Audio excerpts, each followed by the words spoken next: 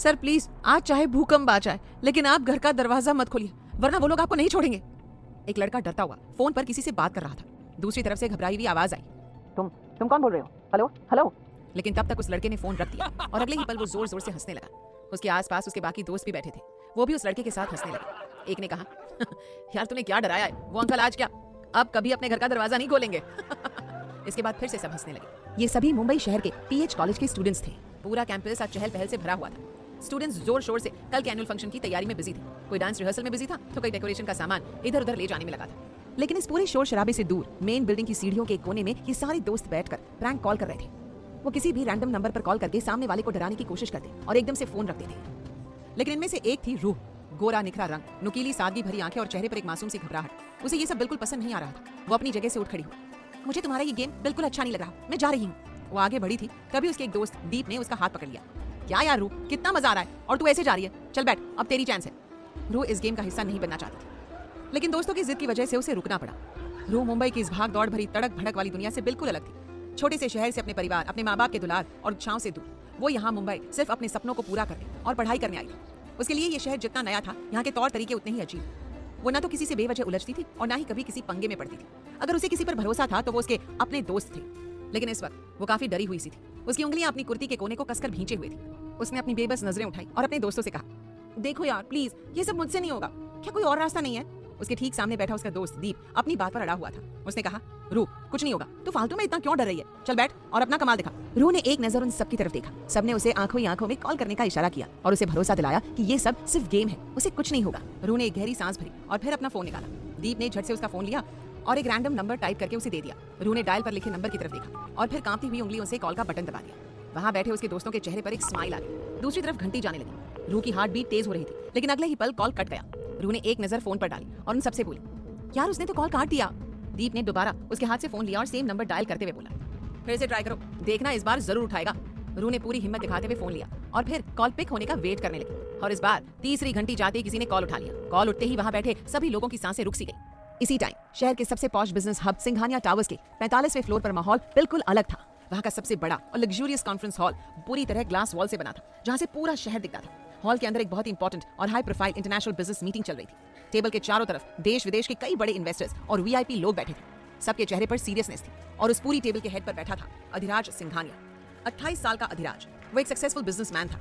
अधिराज चुपचाप अपने हाथ में पकड़ा हुआ पेन घुमा रहा था और सामने प्रेजेंटेशन स्क्रीन पर लाइव मीटिंग अटेंड कर रहे अपने क्लाइंट की बात सुन रहा था। मिस्टर सिंघानिया, हम ये प्रोजेक्ट सिर्फ इंडिया में शुरू करना चाहते हैं और इसके लिए आपसे बेटर पार्टनर कोई नहीं हो सकता। अधिराज ने उनकी फाइल उठाई और चुपचाप पढ़ने लगा। वो विदेशी क्लाइंट अधिराज के जवाब का इंतजार कर रहा था। वो इस प्रोजेक्ट को लेने से मना ना कर दे, इस डर से उसने कहा, हमने इंडिया में आपकी सक्सेस देखी है। आप जिस प्रोजेक्ट में हाथ रख देते हैं फिर उस प्रोजेक्ट की तरफ कोई आंख उठाकर भी नहीं देखता। इसलिए मैं चाहता हूँ ये प्रोजेक्ट आप ही शुरू करें। हॉल में इतना सन्नाटा था कि सिर्फ एसी की हल्की आवाज आ रही थी। अचानक उस सन्नाटे में अधिराज के फोन की रिंगटोन बजी। कॉन्फ्रेंस हॉल में बैठे सभी लोग चौंक गए। अधिराज ने अपनी आईब्रोज सिकुड़ी। उसकी आंखों में गुस्सा आ गया कि इतनी इंपॉर्टेंट मीटिंग के बीच किसी का कॉल कैसे आ सकता है। अधिराज के पर्सनल फोन का कनेक्शन सामने रखी बड़ी प्रेजेंटेशन स्क्रीन और हॉल के साउंड सिस्टम से जुड़ा हुआ था, क्योंकि सारे इंटरनेशनल क्लाइंट की ऑडियो कॉल अधिराज के फोन से कनेक्टेड थी। अधिराज ने बहुत ठंडे और सख्त लुक के साथ अपने असिस्टेंट को इशारा किया। असिस्टेंट ने बिना देखे कि कॉल किसका है फोन काट दिया। कॉल कटने के बाद अधिराज ने अपने क्लाइंट से कहा, ये प्रोजेक्ट मैं तभी साइन करूंगा जब मिस्टर रॉबर्ट आप खुद इंडिया आकर आमने सामने बात करेंगे। उसके इतना कहते ही एक बार फिर से अधिराज के फोन की घंटी बजी। अधिराज ने अपने असिस्टेंट को कॉल उठाने का इशारा किया। असिस्टेंट ने प्रोटोकॉल के मुताबिक कॉल रिसीव किया और तुरंत लाउड स्पीकर ऑन कर दिया। उन्हें लगा कि कोई बड़ा क्लाइंट होगा, इसलिए बार बार कॉल कर रहा है। लेकिन जैसे ही स्पीकर ऑन हुआ, पूरे हॉल के स्पीकर से एक लड़की की चीखती हुई गुस्से से भरी आवाज गूंज उठी, अबे ओए कमीने कुत्ते हरामखोर, तू समझता क्या है खुद को? हाँ, तुझे क्या लगा था कि तू जो चाहेगा वो कर लेगा और कोई तुझे कुछ नहीं बोलेगा? पूरे कॉन्फ्रेंस हॉल में सन्नाटा छा गया। वहां बैठे फॉरेन क्लाइंट्स, बड़े बड़े इन्वेस्टर्स और ऑफिसर्स शॉक्ड रह गए। किसी को अपने कानों पर बिलीव ही नहीं हो रहा था कि ये क्या हो रहा है। दूसरी तरफ से रूह बिना रुके अपनी भड़ास निकालने के लिए चीख चीख कर बोले जा रही थी, तेरी वजह से मेरी बहन की लाइफ बर्बाद हो गई। तू एक नंबर का घटिया इंसान है। तुझे क्या लगा था कि तेरी इस हरकत की सजा तुझे नहीं मिलेगी? सुन ले ध्यान से, तुझे नरक में भी जगह नहीं मिलेगी, कीड़े पड़ेंगे तुझे। अगर दोबारा अपनी गंदी शक्ल दिखाई ना तो जान से मार दूंगी तुझे, समझा तू? अधिराज इससे पहले कुछ कहता तब तक कॉल कट गया। कॉल कटने के बाद कॉन्फ्रेंस हॉल में जो सन्नाटा छाया वो बहुत ही खौफनाक था। वहां मौजूद हर एक बंदे की सांसें जैसे रुक गई थी। अधिराज सिंघानिया, जिससे आज तक किसी ने तेज आवाज में बात करने की कोशिश नहीं की थी, उसके सबसे बड़े बिजनेस पार्टनर्स के सामने कुत्ता, कमीना और हरामखोर कहा गया था। अधिराज अपनी चेयर पर बिल्कुल स्टिल बैठा था। उसकी आंखों में एक ऐसा सन्नाटा था जो किसी बड़े तूफान से पहले होता है। उसने अपने हाथ में पकड़ा हुआ महंगा पेन एक झटके में तोड़ दिया। अधिराज धीरे से अपनी कुर्सी से खड़ा हुआ। हॉल में बैठा हर बड़ा बिजनेसमैन भी अपनी जगह से उठ खड़ा हुआ। अधिराज ने टेबल पर अपने हाथ रखे और बहुत ही लो लेकिन डरावनी आवाज में कहा, मीटिंग यहीं खत्म होती है, एवरीवन गेट आउट। अधिराज का ऑर्डर सुनते ही बिना एक सेकंड वेस्ट किए सारे इन्वेस्टर्स अपने पेपर्स समेट कर लगभग भागते हुए हॉल से बाहर निकल गए। कुछ ही सेकंड्स में वो हॉल खाली हो गया। हॉल में अब सिर्फ अधिराज अकेला था। उसकी सांस तेज चल रही थी। उसने अपने कोट की पॉकेट से अपना पर्सनल फोन निकाला और एक नंबर डायल किया। दूसरी तरफ से उसके सबसे भरोसेमंद आदमी ने फोन उठाया। हाँ भाई, तुम्हारी वो इंटरनेशनल डील फाइनल हुई या नहीं? पार्टी कब दे रहे हो? रुद्र, अधिराज का सबसे करीबी दोस्त, उसका दायां हाथ और सिंघानिया इंडस्ट्रीज में उसका पार्टनर था। लेकिन इस वक्त अधिराज के चेहरे पर एक भी शिकन ढीली नहीं हुई। उसकी आवाज इतनी ठंडी थी कि सुनने वाले के रोंगटे खड़े हो जाए। अधिराज ने स्क्रीन पर आए उस अननोन नंबर को देखा और अपनी सख्त आवाज में ऐसे बोला जैसे कोई आखिरी फैसला सुना रहा हो। एक नंबर भेज रहा हूं मुझे। अगले 1 घंटे के अंदर मुझे इस नंबर की लोकेशन चाहिए। और याद रखना, जिस किसी लड़की की भी ये आवाज है। अधिराज एक मोमेंट के लिए रुका। उसकी आवाज और ज्यादा डरावनी हो गई। उसे मेरे सामने घसीटते हुए लेकर आ और अगर वो सीधी तरह से ना आए तो उसे जिंदा मत छोड़ना। रुद्र, जो अधिराज के मिजाज को बहुत अच्छी तरह जानता था, वो एकदम हैरान रह गया। अधिराज सिंघानिया, जिसने आज तक किसी लड़की की तरफ आंख उठाकर भी नहीं देखा था, जिसकी एक झलक पाने के लिए शहर की बड़ी बड़ी लड़कियां तरसती थी, वो आज एक अनजान लड़की को जान से मारने की बात कर रहा था। रुद्र को पहले तो यकीन नहीं हुआ। उसे लगा कि अधिराज कोई मजाक कर रहा है। वो हल्का सा हंसते हुए बोला, अरे रुको रुको, क्या बोल रहे हो भाई? घसीटते वेला, जिंदा मत छोड़ना। ये क्या चल रहा है? किसी लड़की ने ऐसा क्या कह दिया? कहीं तुमने गलती से किसी का दिल तो नहीं तोड़ दिया था जो वो तुम पर इतना भड़क रही है? Rudra, it is not a joke. Adhiraj गुस्से में चीख पड़ा और उसने अपनी पूरी ताकत से टेबल पर घूंसा दे मारा। रुद्र की हंसी 1 सेकंड में गायब हो गई। उसे एहसास हो गया कि मामला हंसी मजाक का बिल्कुल नहीं है। अधिराज ने अपने दांत पीसते हुए कहा, मेरी सबसे बड़ी इंटरनेशनल मीटिंग में उस लड़की ने पूरे बोर्ड ऑफ डायरेक्टर्स और फॉरेन क्लाइंट्स के सामने मुझे लाउड स्पीकर पर गालियां दी हैं। She just ruined my reputation. Rudra बुरी तरह चौंक गया। व्हाट? इंसल्ट भरे मीटिंग में? उसने मुझे कहा कि मेरी वजह से उसकी बहन की जिंदगी बर्बाद हो गई, जबकि मैं उस घटिया औरत को जानता तक नहीं। उसने मेरी इज्जत की धज्जियां उड़ाई हैं रुद्र, और अब इसके लिए माफी बिल्कुल नहीं है।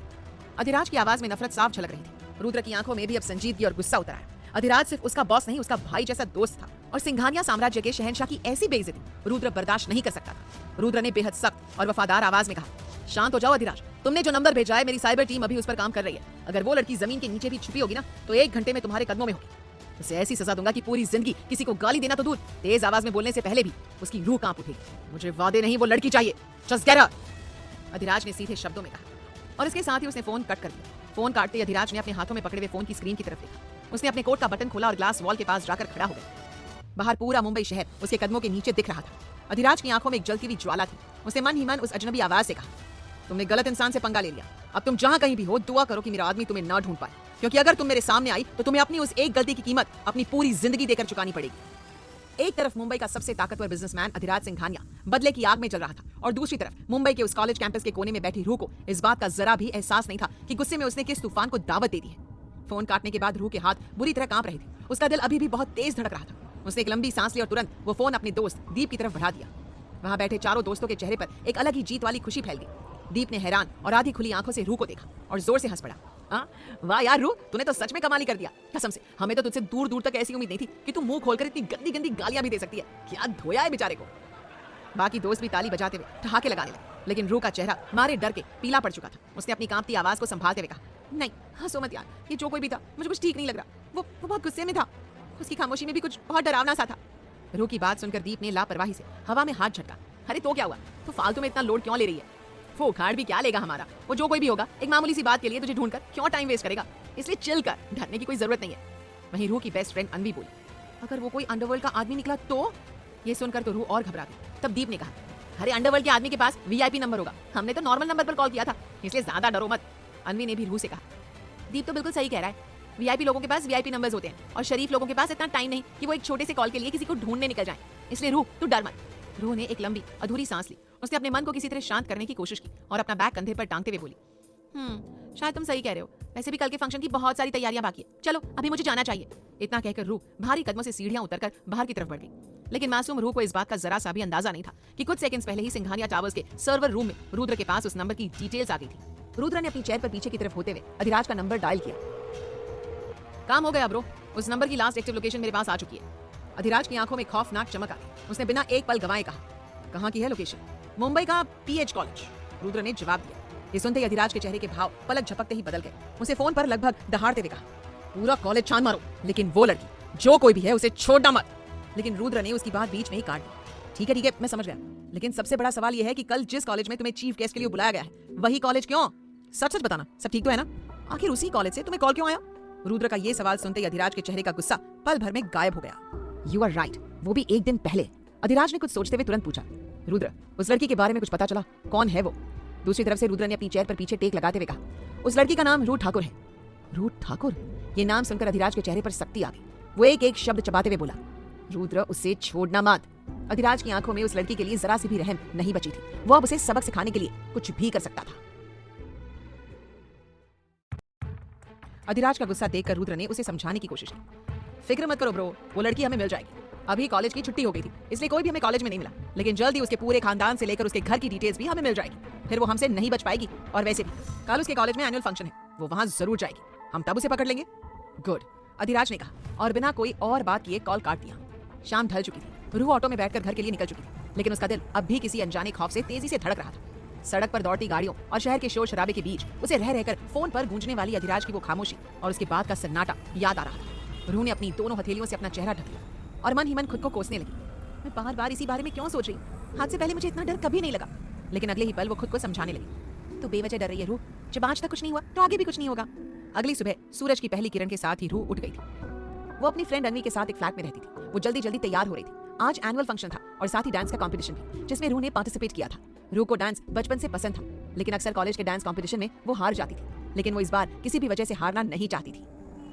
आज एनुअल फंक्शन था। रूह को काफी देर हो रही थी, इसलिए उसने बिना ज्यादा वक्त गवाए अपनी स्कूटी निकाली और कॉलेज के लिए निकल पड़ी। उसने अपनी पूरी स्पीड बढ़ाई और ट्रैफिक के बीच से रास्ता बनाती हुई आगे बढ़ने लगी। अचानक बीच सड़क पर रूह की नजर एक नन्हे से पपी पर पड़ी। वो बेचारा डर के मारे कांप रहा था और गाड़ियों की भाग दौड़ के बीच फंसा हुआ था। सड़क पर गाड़ियों की रफ्तार बहुत तेज थी और लगातार एक के बाद एक गाड़ियां निकल रही थी। उसे देखते ही रूह का दिल बैठ गया। अरे नहीं, ये पपी यहाँ कैसे पहुंचा? रूह ने अपनी स्कूटी रोक दी और बड़बड़ाई, ऐसे तो ये पपी किसी भी गाड़ी के नीचे आकर मर जाएगा। रूह ने एक सेकंड भी नहीं सोचा। उसे तुरंत अपनी स्कूटी सड़क किनारे लगाई और उस नन्ही सी जान को बचाने के लिए सीधे चलती ट्रैफिक के बीच कूद पड़ी। किसी को भी वो बच्चा नजर नहीं आ रहा, सब अपनी रफ्तार से भागे जा रहे हैं। मुझे ही उसे वहां से निकालना होगा। रूह धीरे धीरे सड़क से आगे बढ़ रही थी, लेकिन अचानक एक लड़की को यूं सड़क के बीच में आते देख गाड़ियों के ब्रेक चरचराने लगे। कोई रूह को कट मारकर निकल रहा था, तो कोई उसकी गाड़ी के सामने आ जाने पर उसे सुनाते हुए जा रहा था। पीछे से एक ड्राइवर चिल्लाया, ए लड़की, मरना है क्या? दिखाई नहीं दे रहा गाड़ियां आ रही है? लेकिन रूह ने किसी की बात पर ध्यान नहीं दिया। वो धीरे धीरे रोड क्रॉस करती हुई सीधे उस पपी के पास पहुंची। हे, क्या तुम्हें मेरी हेल्प चाहिए? चलो आ जाओ, मैं तुम्हें यहाँ से बाहर ले चलती हूँ। और वो झुककर उसे उठाने लगी, लेकिन ठीक उसी वक्त एक ब्लैक एसयूवी एकदम से उसके सामने आकर रुकी। उसके अंदर कोई और नहीं, अधिराज था। वो फोन पर पीएच कॉलेज के प्रिंसिपल से बात कर रहा था। प्रिंसिपल उसे एनुअल फंक्शन में चीफ गेस्ट के तौर पर बुलाना चाहते थे, लेकिन अधिराज उस कॉलेज में बिल्कुल नहीं जाना चाहता था जहाँ के स्टूडेंट्स इतने बदतमीज हो। अधिराज ने चिढ़कर प्रिंसिपल से कहा, देखिए मैं आपकी रिस्पेक्ट करता हूँ, लेकिन आज मैं बहुत बिजी हूँ, इसलिए मैं नहीं आ पाऊंगा। I am sorry. उसने प्रिंसिपल को साफ मना कर दिया, लेकिन उस गाली वाले कॉल का जिक्र नहीं किया। आखिर वो बताता भी कैसे कि उनके कॉलेज की एक लड़की ने उसे भरी मीटिंग में गालियां दी थी? इतना कहकर उसने फोन रख दिया और ड्राइवर से पूछा, क्या हुआ, अचानक गाड़ी क्यों रोक दी? ड्राइवर ने बाहर की तरफ इशारा किया, सर वो एक लड़की अचानक रास्ते में आ गई है। क्या?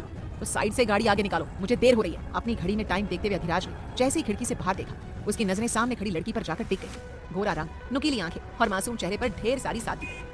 अधिराज की नजरों से छिप नहीं पाई, उसके मुंह से अपने आप निकला, ब्यूटीफुल। वो रूह ही थी जो अपने हाथों में उस छोटे से बच्चे को लिए आगे बढ़ रही थी। उसके बाल हवा में लहरा रहे थे, कानों में झुमके उसके गालों को प्यार से छू रहे थे। उसकी आंखों में उस पपी के लिए बेचैनी उसकी मासूमियत को भर भर कर बिखेर रहे थे। वो बड़े प्यार से उस पपी के सिर पर हाथ फेर रही थी और उसे कुछ बोलते हुए धीरे धीरे सड़क के किनारे ले जा रही थी। अधिराज समझ गया था कि वो लड़की उस मासूम की जान बचाने के लिए ही सड़क पर उतरी थी। अधिराज मन ही मन बोला, पागल है ये लड़की, एक कुत्ते के बच्चे के लिए अपनी जान कौन खतरे में डालता है?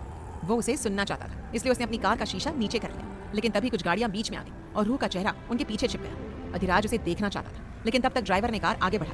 अधिराज को उस पर गुस्सा आया। वो उसे कुछ कह पाता तभी सन्नाटे को चीरती हुई उसी लड़की की एक दर्द भरी चीख सुनाई दी। वही रूह जो अभी अभी रोड के किनारे पहुंची थी, उसे पीछे से हॉर्न की चीखती हुई आवाज सुनाई दी। जैसे रूह उस ओर पलटी, एक कार तेजी से उसे टक्कर मारती हुई आगे बढ़ गई। गाड़ियों के शोर के बीच उस दर्द भरी चीख को सुनते ही अधिराज का दिल एक पल के लिए जैसे थम सा गया। उसने बिना एक सेकंड गवाए ड्राइवर से कहा, गाड़ी रोको। उसने अपनी कार का दरवाजा खोला और सीधे बाहर निकलकर रूह की तरफ भागा। तब तक सड़क में भीड़ लग चुकी थी। रूह वहीं किनारे रोड पर बैठी हुई थी। एक कार की टक्कर की वजह से उसके पैर में गहरी चोट आई थी। वो दर्द से तड़प रही थी, लेकिन हैरान कर देने वाली बात यह थी कि इतने दर्द में भी उसने उस छोटे से पपी को अपनी छाती से पूरी हिफाजत से लगा रखा था। अधिराज की नजर जैसे ही रूह के उस मासूम चेहरे पर पड़ी, उसके मुंह से अनायास ही निकल पड़ा, खुद को खतरे में डालकर भी इसने उस बच्चे को अभी तक नहीं छोड़ा। अधिराज तेजी से उसकी तरफ बढ़ा, लेकिन रूह के पास पहुंचते ही उसके कानों में वहां खड़े लोगों की चिल्लाने की आवाज पड़ी। एक आदमी गुस्से में ताना मारते हुए बोला, जब अकल नहीं है तो चोट तो लगेगी ना। चलती गाड़ियों के सामने आने से चोट नहीं आएगी तो और क्या होगा? दूसरा आदमी भी हाँ में हाँ मिलाते हुए बड़बड़ाया, वही तो, आजकल के बच्चों ने तो सड़क को खेल का मैदान समझ रखा है। वो रूह को उठाने या उसकी मदद करने के बजाय उल्टा उसी पर भड़क रहे थे। रूह ने धीरे से कहा, आई एम सॉरी, पर मैं तो बस इस पपी की हेल्प कर रही थी। रूह की मासूम आवाज सुनकर अधिराज का दिल मचल उठा।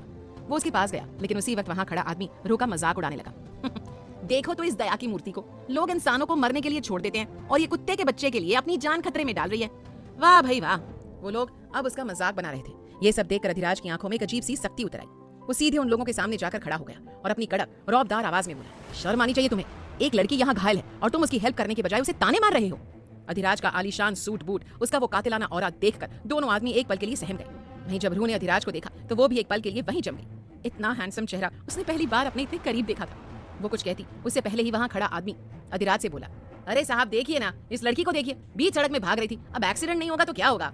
अधिराज ने उन्हें घूरते हुए ठंडे और सख्त लहजे में कहा, जस्ट शट अप। वो लड़की एक कुत्ते के बच्चे को बचाने के लिए अपनी जान खतरे में डाल सकती है और तुम सब यहाँ उसका ही तमाशा बना रहे हो। अधिराज का गुस्सा देखकर रूह सहम गई। वो उसे शांत करने की कोशिश करने लगी। सर प्लीज, आप मेरी वजह से गुस्सा ना हो, मेरी गलती थी, लेकिन मेरे पास ऑप्शन नहीं था। अधिराज ने एक नजर उसकी तरफ देखा। नहीं, तुम्हारी कोई गलती नहीं थी, गलती है तो इन लोगों की। लेकिन अधिराज की बात को काटते हुए भीड़ में खड़े किसी आदमी ने कहा, हमें क्यों बोल रहे हो? अगर इस लड़की की इतनी फिक्र है तो खुद क्यों नहीं ले जाते हॉस्पिटल? अधिराज ने अपनी मुट्ठी खींची और गुस्से को कंट्रोल करने लगा और हाथ के इशारे से कहा, अगर खुद का तमाशा नहीं बनाना चाहते हो तो दफा हो जाओ। अधिराज की आंखों में गुस्सा देखकर वहां खड़े लोग धीरे धीरे वहां से चले गए। लेकिन अधिराज ने रूह के दिल में एक छोटी सी जगह बना ली। उसने अपने मन में कहा, अभी भी इस दुनिया में अच्छे लोग हैं, चलो इस बात की खुशी है। सबके जाने के बाद अधिराज ने रूह को देखा और उसके पास नीचे झुका। रूह की आंखों से आंसू छलक आए थे। अधिराज ने अपनी पॉकेट से अपना सिल्क का रुमाल निकाला और बेहद नरमी से रूह की तरफ बढ़ाते हुए कहा, आपको थोड़ा ध्यान रखना चाहिए था। मैं मानता हूँ कि आप इस कुत्ते के बच्चे को बचाने के लिए सड़क पर आई थी, लेकिन उसे तो बचा लिया, खुद को चोट लगवा ली। रूह ने अपनी भीगी मासूम नजरों से अधिराज की तरफ देखा। उसकी आंखों में सादगी और दर्द का एक ऐसा संगम था जिसने अधिराज के सख्त दिल की दीवारों को एक पल में पिघला दिया। रूह धीमी आवाज में बोली, आपने मेरी हेल्प की, उसके लिए थैंक्स अ लॉट। पर मैं क्या करती? अगर उसे छोड़ देती तो ये भी किसी गाड़ी के नीचे आकर मर ही जाता ना। मेरा तो बस पैर ही घायल हुआ है।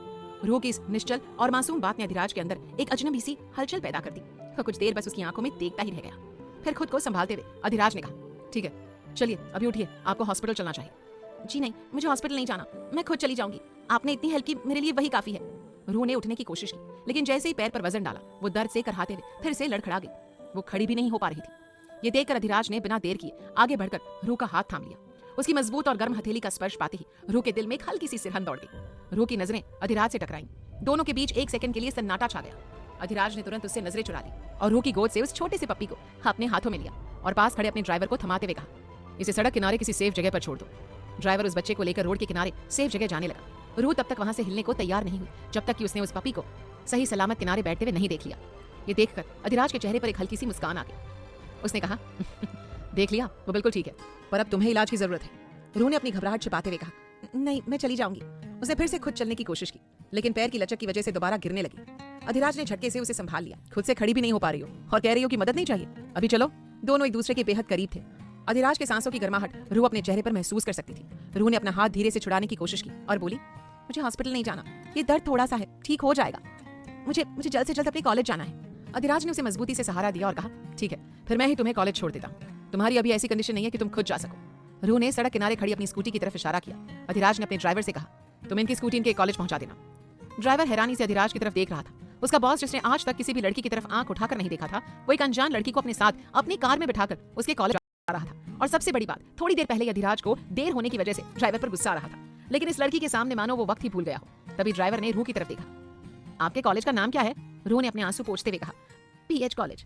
पीएच कॉलेज, ये नाम सुनते ही अधिराज के चेहरे पर एक अजीब सी शिकन उभर आई। हाँ, आज वहाँ एनुअल फंक्शन है और मैंने उसमें पार्टिसिपेट किया है। अगर मैं टाइम पर नहीं पहुंची तो सब गड़बड़ हो जाएगा। रूह के जवाब से अधिराज के चेहरे पर अपने आप एक रहस्यमय मुस्कान फैल गई। अधिराज ने बेहद शालीनता से कहा, ठीक है चलिए, मैं आपको छोड़ देता हूँ। अधिराज ने रूह को सहारा देकर अपनी लग्जरी कार की पैसेंजर सीट पर बिठाया और खुद ड्राइविंग सीट में बैठ गया। कार पीएच कॉलेज की तरफ दौड़ने लगी। पूरे रास्ते कार में एक खूबसूरत सी खामोशी पसरी हुई थी। अधिराज एक पल के लिए भूल गया था वो उस कॉलेज में जा रहा है जहां से उसे गालियों भरा कॉल आया था, और अभी वो उसी लड़की के साथ है जिसने उसे गालियां दी थी। वो बार बार तिरछी नजरों से रूह को देख रहा था। रूह अपने दुपट्टे का कोना फाड़कर अपने पैर में लगी चोट पर पट्टी बांध रही थी और साथ ही उसे दर्द को ठीक करने के लिए अपने पैरों को मल रही थी और धीरे धीरे बड़बड़ा रही थी, प्लीज डांस से पहले ठीक हो जाना, मैं एक बार फिर से नहीं हारना चाहती। अधिराज ने उसकी बातें सुन ली थी। उसके होठों पर हल्की सी मुस्कान उभर आई। उसने धीरे से कहा, हम अभी भी हॉस्पिटल चल सकते हैं। अचानक अधिराज की आवाज सुनकर रूह एकदम से हड़बड़ा गई। अब नहीं, ये अब ठीक है। अधिराज ने मन ही मन कहा, कुछ तो बात है इस लड़की में, हार नहीं मानती, और वैसे भी इसकी जगह कोई और होती तो मुझसे बात करने का मौका नहीं छोड़ती, और ये तो मेरी तरफ देख भी नहीं रही है। इंटरेस्टिंग। कुछ ही देर में उनकी कार पीएच कॉलेज के मेन गेट पर आकर रुकी। रूह धीरे धीरे कार से नीचे उतरी। अधिराज भी उसके साथ बाहर आया। रूह ने मुड़कर अधिराज की आंखों में देखा और दिल से मुस्कुराते हुए बोली, थैंक यू सो मच मेरी हेल्प करने के लिए। उसकी मुस्कान देखकर अधिराज का दिल एक पल के लिए फिर से धड़का। उसने बहुत ही धीमे और शालीन लहजे में पूछा, वैसे आपका नाम जान सकता हूँ? रूह ने अपने बिखरे हुए बालों को कान के पीछे समेटा और बहुत ही सादगी से बोली, जी रूह ठाकुर, मेरा नाम रूह ठाकुर है। रूह ठाकुर? जैसे ये नाम अधिराज के कानों में गूंजा, उसके चेहरे की सारी रंगत उड़ गई। उसके दिमाग में रुद्र की वो बात किसी धमाके की तरह गूंज उठी। जिस लड़की ने तुम्हें गालियां दी है, उस लड़की का नाम रूह ठाकुर है। अधिराज के सूखे होठों से सिर्फ एक ही शब्द निकला, रूह ठाकुर। अधिराज के दिमाग में तूफान उठ रहा था। उसके मुंह से निकले शब्द रूह ठाकुर हवा में तैर रहे थे। वो गहरा धक्का खाए हुए वहीं खड़ा रूह को जाते हुए देखने लगा। क्या ये मासूम सी लड़की वही हो सकती है? नहीं, दो नाम एक जैसे होना कोई बड़ी बात नहीं है, पर क्या ये सच में सिर्फ इत्तेफाक है? अभी अधिराज इन सवालों में उलझा ही था कि रूह जैसे कॉरिडोर की तरफ बढ़ी, सामने से उसकी सहेलियां भागती हुई आई।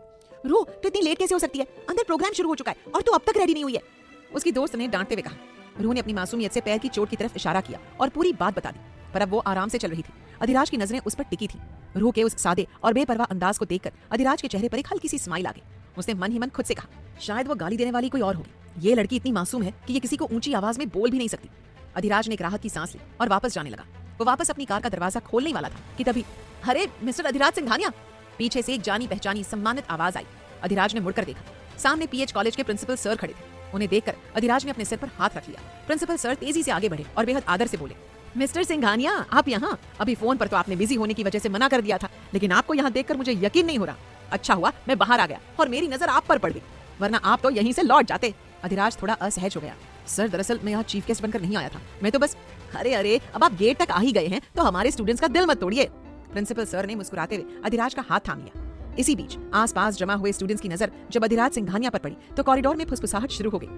हाँ यार, ये कौन है? अधिराज का वो पावरफुल ऑरा देखकर हर कोई दंग था। प्रिंसिपल सर ने अधिराज को मना करने का एक मौका भी नहीं दिया और सम्मान पूर्वक उन्हें ऑडिटोरियम के अंदर ले आए। गर्म जोशी से अधिराज का वेलकम किया गया और ना चाहते हुए भी अधिराज को स्टेज के ठीक सामने चीफ गेस्ट की मेन चेयर पर बैठना पड़ा। थोड़ी देर में परफॉर्मेंस शुरू हुई और जब एंकर ने सोलो डांस के लिए रूह ठाकुर का नाम पुकारा तो अधिराज की आंखें खुद ब खुद स्टेज की तरफ उठ गई। रूह पारंपरिक पोशाक में स्टेज पर आई। पैर में चोट थी, लेकिन जैसे म्यूजिक बजा, रूह अपने सारे दर्द को भूलकर ऐसे थिरकने लगी मानो हवा में उड़ रही हो। उसके चेहरे के एक्सप्रेशंस और डांस की सादगी ने पूरे हॉल का दिल जीत लिया। सामने बैठा अधिराज पलके झपकाना भूल गया। उसके सख्त चेहरे पर एक बार फिर वही खूबसूरत मुस्कान तैर गई। रूह की कला ने अधिराज के दिल को गहराई तक छू लिया था। परफॉर्मेंस खत्म होते ही हॉल तालियों की गूंज से भर उठा। अधिराज इतना इंप्रेस हुआ कि उसने बिना कुछ सोचे समझे जज शीट पर रूह ठाकुर का नाम फर्स्ट प्राइज के लिए लिख दिया। सारे परफॉर्मेंस के बाद सारे विनर को प्राइज मिलने वाला था और अब अधिराज एक बार फिर से रूह को देखना चाहता था, उसकी जीत की स्माइल देखना चाहता था। एंकर ने अनाउंस किया, और सोलो डांस की विनर है मिस रूह ठाकुर।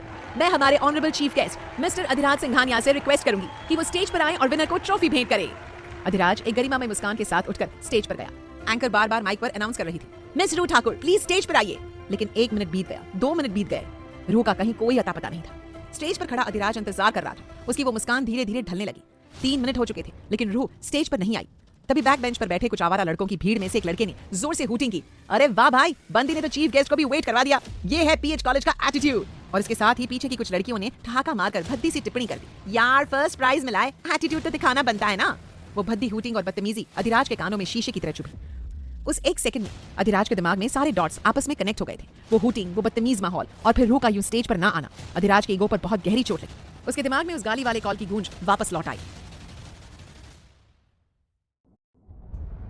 ये कॉलेज ही सड़ चुका है। अधिराज के चेहरे की पूरी रंगत बदल गई। उसकी आंखों में नफरत का वही पुराना खौफनाक तूफान वापस लौट आया। रूह के लिए दिल में जागी वो हल्की सी नरमी। इस माहौल की बदतमीजी ने उसे कल के जख्म याद दिला दिए। अधिराज ने हाथ में पकड़ी ट्रॉफी को वहीं पोडियम पर झटके से रखा। उसके चेहरे पर ऐसा गुस्सा था कि आसपास खड़े एंकर और प्रिंसिपल की भी कुछ बोलने की हिम्मत नहीं हुई। अधिराज बिना एक शब्द कहे लंबे डग भरता हुआ स्टेज से उतरा और ऑडिटोरियम से बाहर निकल गया। कॉरिडोर के सन्नाटे में आते ही उसने अपने कोट की पॉकेट से फोन निकाला और सीधे रुद्र को डायल किया। दूसरी तरफ से फोन उठते ही अधिराज दहाड़ा। उसकी आवाज में खून जमा देने वाला गुस्सा था। रुद्र, तू जहां कहीं भी है, अभी के अभी अपनी पूरी टीम के साथ पीएच कॉलेज पहुंच। मैं यही हूँ। रुद्र हैरान होकर बोला, क्या हुआ? तुम तो वहां नहीं जाने वाले थे ना? मुझे कोई फालतू की बात नहीं सुननी। अधिराज ने दांत पीसते हुए कहा, इस कॉलेज का हर एक स्टूडेंट हद से ज्यादा बदतमीज है। जिस लड़की ने मुझे मीटिंग में गाली दी थी, मैं उस लड़की को किसी भी कीमत पर अब नहीं छोड़ना चाहता, चाहे पूरा कॉलेज सील करना पड़े। Just get her. हाँ पर मैं अभी। रुद्र कुछ कहने वाला था, लेकिन इससे पहले ही अधिराज ने उसका कॉल काट दिया और वहां से सीधे बाहर की तरफ निकल गया। वो ये भूल चुका था कि जिस रूह के लिए उसके दिल में थोड़ी देर पहले एहसास जागे थे, वो भी इसी कॉलेज का हिस्सा थी और अब रुद्र का तूफान सीधे इस पूरे पीएच कॉलेज पर टूटने वाला था। कॉलेज से बाहर निकलते हुए अधिराज के कदम बहुत तेज थे, लेकिन उसके दिमाग में सवालों का तूफान उमड़ रहा था। आखिर वो स्टेज पर आई क्यों नहीं? क्या वो मुझे देखकर छिप गई? क्या उसे पता चल गया था कि चीफ गेस्ट मैं हूँ? अधिराज ने अपनी कार के पास पहुंचकर झटके से दरवाजा खोला। उसके चेहरे पर गुस्से की परतें चढ़ी हुई थी। उसने मुट्ठी भींचकर कांच की दीवार पर मारी और मन ही मन कहा, जो कोई भी हो, अधिराज सिंघानिया दूसरी बार अपनी इंसल्ट बर्दाश्त नहीं करेगा। उस गाली देने वाली लड़की को तो मैं ढूंढ कर ही रहूंगा। दूसरी तरफ शहर के एक बड़े हॉस्पिटल के कॉरिडोर में रूह बदहवासी भाग रही थी। उसे दुनिया की कोई सुध नहीं थी। पैर की चोट के बावजूद वो बदहवासी में अंदर की तरफ दौड़ रही थी, क्योंकि कुछ देर पहले उसे खबर मिली थी कि उसके किसी दोस्त को इमरजेंसी में लाया गया है। तभी कॉरिडोर के मोड़ पर सामने से आ रहे एक लंबे चौड़े आदमी से रूह की जोरदार टक्कर हो गई। रूह तो संभल गई, लेकिन उस टक्कर के धक्के की वजह से वो शख्स लड़खड़ा गया और खुद को संभालते हुए पास में टेबल पर रखे सर्जिकल ग्लास पर अपना हाथ रख दिया, जिसकी वजह से कांच का एक तीखा टुकड़ा सीधे उस अजनबी के हाथ में धंस गया। कांच लगते ही उस आदमी के हाथ से खून की धार बहने लगी। रूह की नजर जैसे उस बहते खून पर पड़ी, उसके हाथ पैर ठंडे पड़ गए। गॉड, आई एम सॉरी, मुझे माफ कर दीजिए। रूह ने बिना एक सेकंड गंवाए अपनी घबराहट को किनारे रखा और तुरंत आगे बढ़कर उस अजनबी का हाथ अपनी दोनों हथेलियों में थाम लिया। उसने अपने साफ रुमाल से उसके जख्म को कसकर दबा दिया ताकि खून रुक सके। रूह बेचैन होकर उस शख्स के हाथ को देख रही थी। उसे बिल्कुल भी अच्छा नहीं लग रहा था कि उसकी वजह से किसी को चोट पहुंच गई, लेकिन कोई था जो उसकी इस मासूमियत का कायल हो बैठा था। वो कोई और नहीं, रुद्र था, वही इंसान जिसका हाथ रूह ने बड़े प्यार से पकड़ा हुआ था। रूह ने उससे पूछा, आपको दर्द तो नहीं हो रहा ना? रुद्र जो बिना पलके झपकाए उसे देख रहा था, वो धीरे से बोला, बिल्कुल भी नहीं। क्या? रूह ने हैरानी से उसे देखा तो रुद्र एकदम से हड़बड़ा गया और फिर जानबूझकर ड्रामा करने लगा। नहीं, बहुत दर्द हो रहा है। वो कितना खून बह गया मेरा। आप यहाँ बैठिए प्लीज। रूह ने रुद्र को पास के बेंच पर बिठाया और दौड़कर वार्ड बॉय से फर्स्ट एड किट छीन ली। रुद्र वहीं बैठा सब देख रहा था। रूह हॉस्पिटल में थी। वो चाहती तो रुद्र को किसी नर्स के पास छोड़कर जा सकती थी, लेकिन वो खुद रुद्र के हाथ में पट्टी बांध रही थी। रुद्र मन ही मन मुस्कुरा रहा था। उसके लिए ऐसी चोटें आम बात थी, लेकिन रूह में कुछ था जो रुद्र को वहीं रुकने पर मजबूर कर रहा था। कुछ देर पहले वो वहां अपने क्लाइंट से मिलने आया था जो बहुत ज्यादा बीमार थे, लेकिन अधिराज के कॉल आने के बाद वो भी तेजी से वहां से जा रहा था और इसी अफरा तफरी में वो भी रूह से टकरा गया था। लेकिन उसे नहीं पता था ये टक्कर उसके दिल के दरवाजे खोल देगी। रूह ने खुद अपने हाथों से रुद्र के जख्म पर कॉटन लगाया और खुद पट्टी बांधने लगी। वो घबराई हुई थी, इसलिए लगातार कुछ न कुछ बोले जा रही थी। आई एम रियली सॉरी, मैं भागती नहीं तो आपको चोट नहीं आती। एक्चुअली मैं अपने दोस्त से मिलने आई थी, उसे इमरजेंसी में यहाँ एडमिट किया है। उसी जल्दबाजी में मुझसे ये गड़बड़ हो गई, प्लीज मुझे माफ कर दीजिए। रुद्र तो बस उसे ऐसे सुन रहा था जैसे उसके सामने फूल बरस रहे हो। उसे अपनी तरफ इस तरह निहारता हुआ देखकर रूह ने मासूमियत से अपनी पलकें झपकाई और बोली, आप सुन रहे हैं ना मैं क्या कह रही हूँ? रुद्र ने भी मखमली आवाज में कहा, अरे इतना सोचने की जरूरत नहीं है, हो जाता है कभी कभी। पर रूह ने मुंह लटकाते हुए अपना सिर नीचे झुका लिया। मेरे लिए आज का दिन बहुत खास था। आज कॉलेज में मेरा डांस था, उसे जीतना मेरे लिए जरूरी था, लेकिन आज ही सुबह से सब खराब हो गया। मॉर्निंग में मेरा एक्सीडेंट होते होते बचा, तो थैंक गॉड एक बहुत भले इंसान ने मेरी जान बचा ली। उन्होंने मुझे कार में लिफ्ट भी दी, लेकिन रुद्र टेंशन में आते हुए बोला, तो क्या आप डांस नहीं कर पाई? रूह ने गहरी सांस भरते हुए जवाब दिया, ऐसा नहीं है, डांस तो किया, लेकिन मैं इतनी बेवकूफ हूँ कि हड़बड़ी में उनका नाम तक पूछना भूल गई। रुद्र मुस्कुरा दिया और फ्लर्ट करते हुए बोला, वैसे अपना नाम तो आपने भी हमें नहीं बताया। पर तब तक रूह ने उसके हाथ में पट्टी बांध दी थी और रुद्र की बात पर ध्यान दिए बिना जल्दी से खड़ी हुई और बोली, ये लीजिए, अब आपका हाथ जल्दी ठीक हो जाएगा और अब मुझे जाना होगा, मुझे अपने दोस्त से मिलना है। वो तेजी से वहां से आगे बढ़ गई। तभी रुद्र मुस्कुराते हुए बोला, वैसे इस मेहरबानी के बदले क्या मैं आपका नाम जान सकता हूँ? पर तब तक रूह हवा की तरह कॉरिडोर में गायब हो गई। रुद्र बस मुस्कुराते हुए उस खाली रास्ते को देखता रह गया। उसके दिल में अजीब सी मिठास घुल चुकी थी। कौन थी ये लड़की? पहली बार किसी को देखकर ऐसा लगा जैसे जिंदगी में सब कुछ पा लिया हो। तभी पीछे से रुद्र का बॉडीगार्ड भागते हुए आया। सर चलिए, हमने पीएच कॉलेज को चारों तरफ से घेर लिया है। वो गाली देने वाली लड़की आज बचकर नहीं जा पाएगी। आज सारे बच्चे कॉलेज में ही है।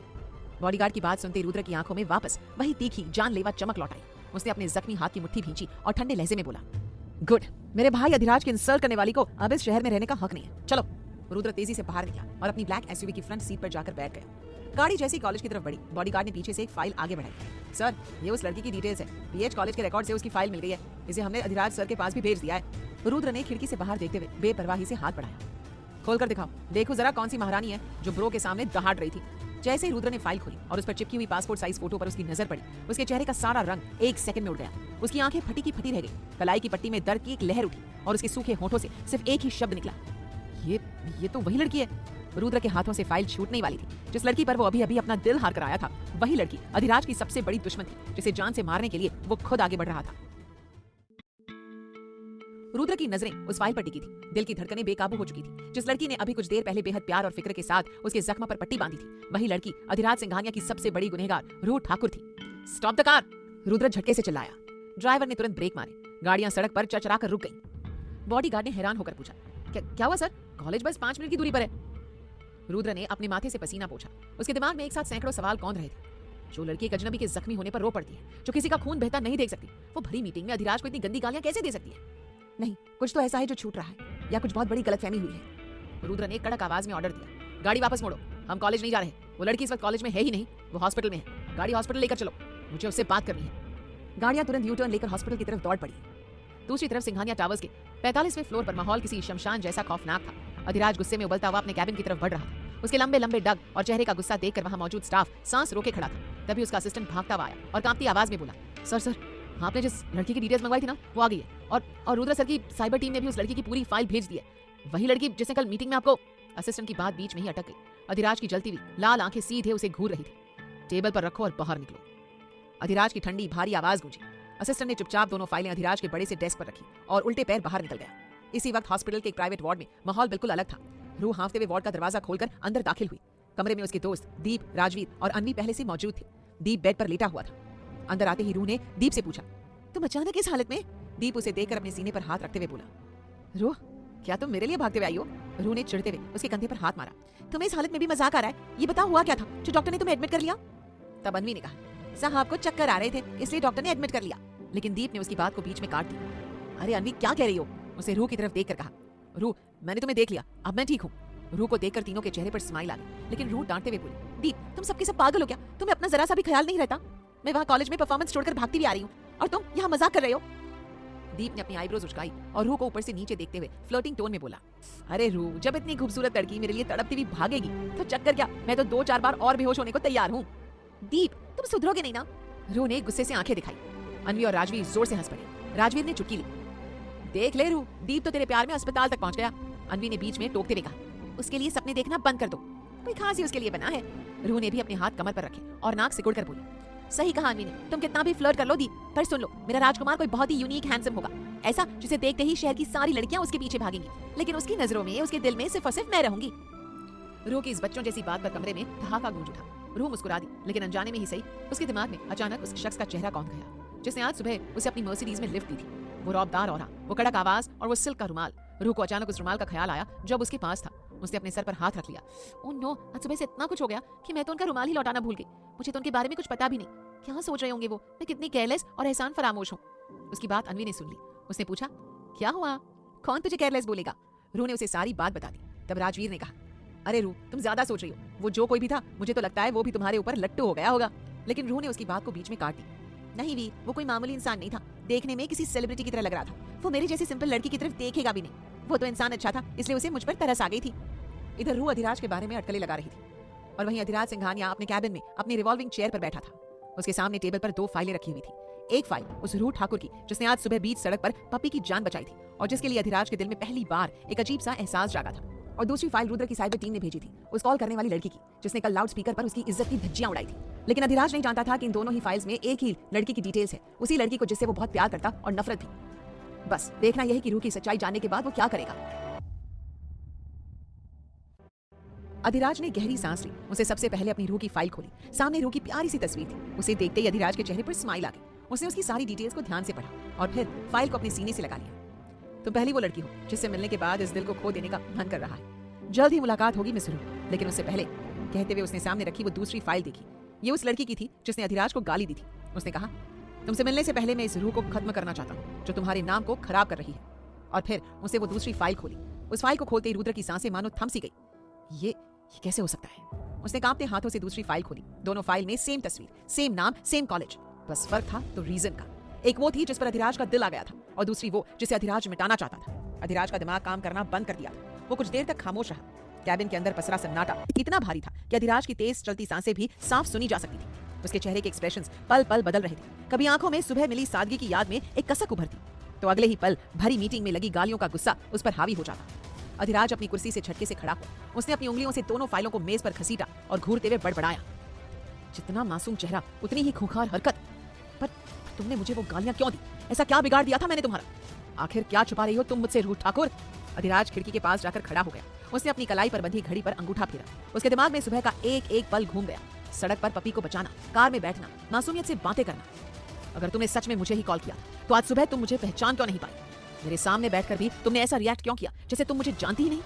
अधिराज की आंखों में छाई उलझन अचानक एक खौफनाक शैतानी चमक में बदल गई। खैर, वजह जो भी हो, तुमने गलती तो की है मिस ठाकुर, और अधिराज सिंघानिया के बनाए कायदों में गलती की सजा भुगतनी ही पड़ती है। अधिराज ने झटके से अपना फोन उठाया और एक खास नंबर डायल किया। दूसरी तरफ से तुरंत कॉल रिसीव हुई। अधिराज की आवाज अब बिल्कुल ठंडी, साफ और कड़क थी। एक लड़की की डिटेल्स भेज रहा हूं तुम्हें। पीएच कॉलेज के एनुअल फंक्शन का जो विनर लिस्ट का डेटा है, उसमें कुछ बदलाव करने हैं। जैसा जैसा मैं बताते जाऊं, बिना कोई सवाल पूछे ठीक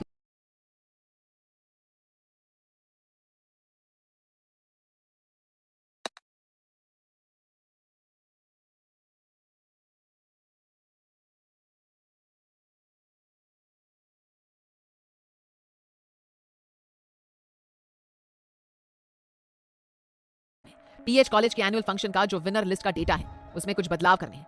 जैसा जैसा मैं बताते जाऊं, बिना कोई सवाल पूछे ठीक वैसा ही करो। दूसरी तरफ से घबराई हुई आवाज आई, जी सर, बिल्कुल हो जाएगा। अधिराज ने कॉल काटा और कुर्सी पर पीछे टेक लगाते हुए अपनी उंगलियां आपस में फंसा ली। उसके होठों पर एक बहुत ही खतरनाक और तीखी मुस्कान तैर गई। अब तो मुझे बस कल का इंतजार है, जब तुमसे सामना होगा मिस रूथ ठाकुर। दूसरी तरफ सिटी हॉस्पिटल का कॉरिडोर अचानक भारी जूतों की आवाज से गूंज उठा। रुद्र की ब्लैक एसयूवी अस्पताल के ठीक सामने रुकी थी। रुद्र अपनी कलाई की पट्टी को नजरअंदाज करता हुआ तेजी से अंदर दाखिल हुआ। उसके पीछे 4 हथियारबंद बॉडीगार्ड चल रहे थे। अस्पताल के मरीज और डॉक्टर रुद्र के उस खौफनाक ऑरा को देखकर पीछे हटने लगे। रुद्र सीधे रिसेप्शन डेस्क के पास पहुंचा और अपने हाथ में पकड़ी फाइल की फोटो रिसेप्शनिस्ट के सामने पटक दी। ये लड़की, रुद्र की आवाज ऐसी कड़क थी कि रिसेप्शनिस्ट कांप गई। ये लड़की किस रूम में गई है? किससे मिलने आई है? रिसेप्शनिस्ट ने कांपती उंगलियों से कंप्यूटर की स्क्रीन देखी और जल्दी जल्दी में बोली, सर, ये लड़की अपने दोस्त से मिलने आई थी, मिस्टर दीप, रूम नंबर 204। रुद्र बिना एक सेकंड गवाए लिफ्ट की तरफ भागा। रूम नंबर 204 का दरवाजा झटके से खुला। रुद्र अंदर घुसा, लेकिन वहां का नजारा देखकर उसके कदम ठिठक गए। बेड पूरी तरह खाली था, चादरें सिमटी हुई थी और टेबल पर दवाइयों की कुछ खाली बोतलें पड़ी थी।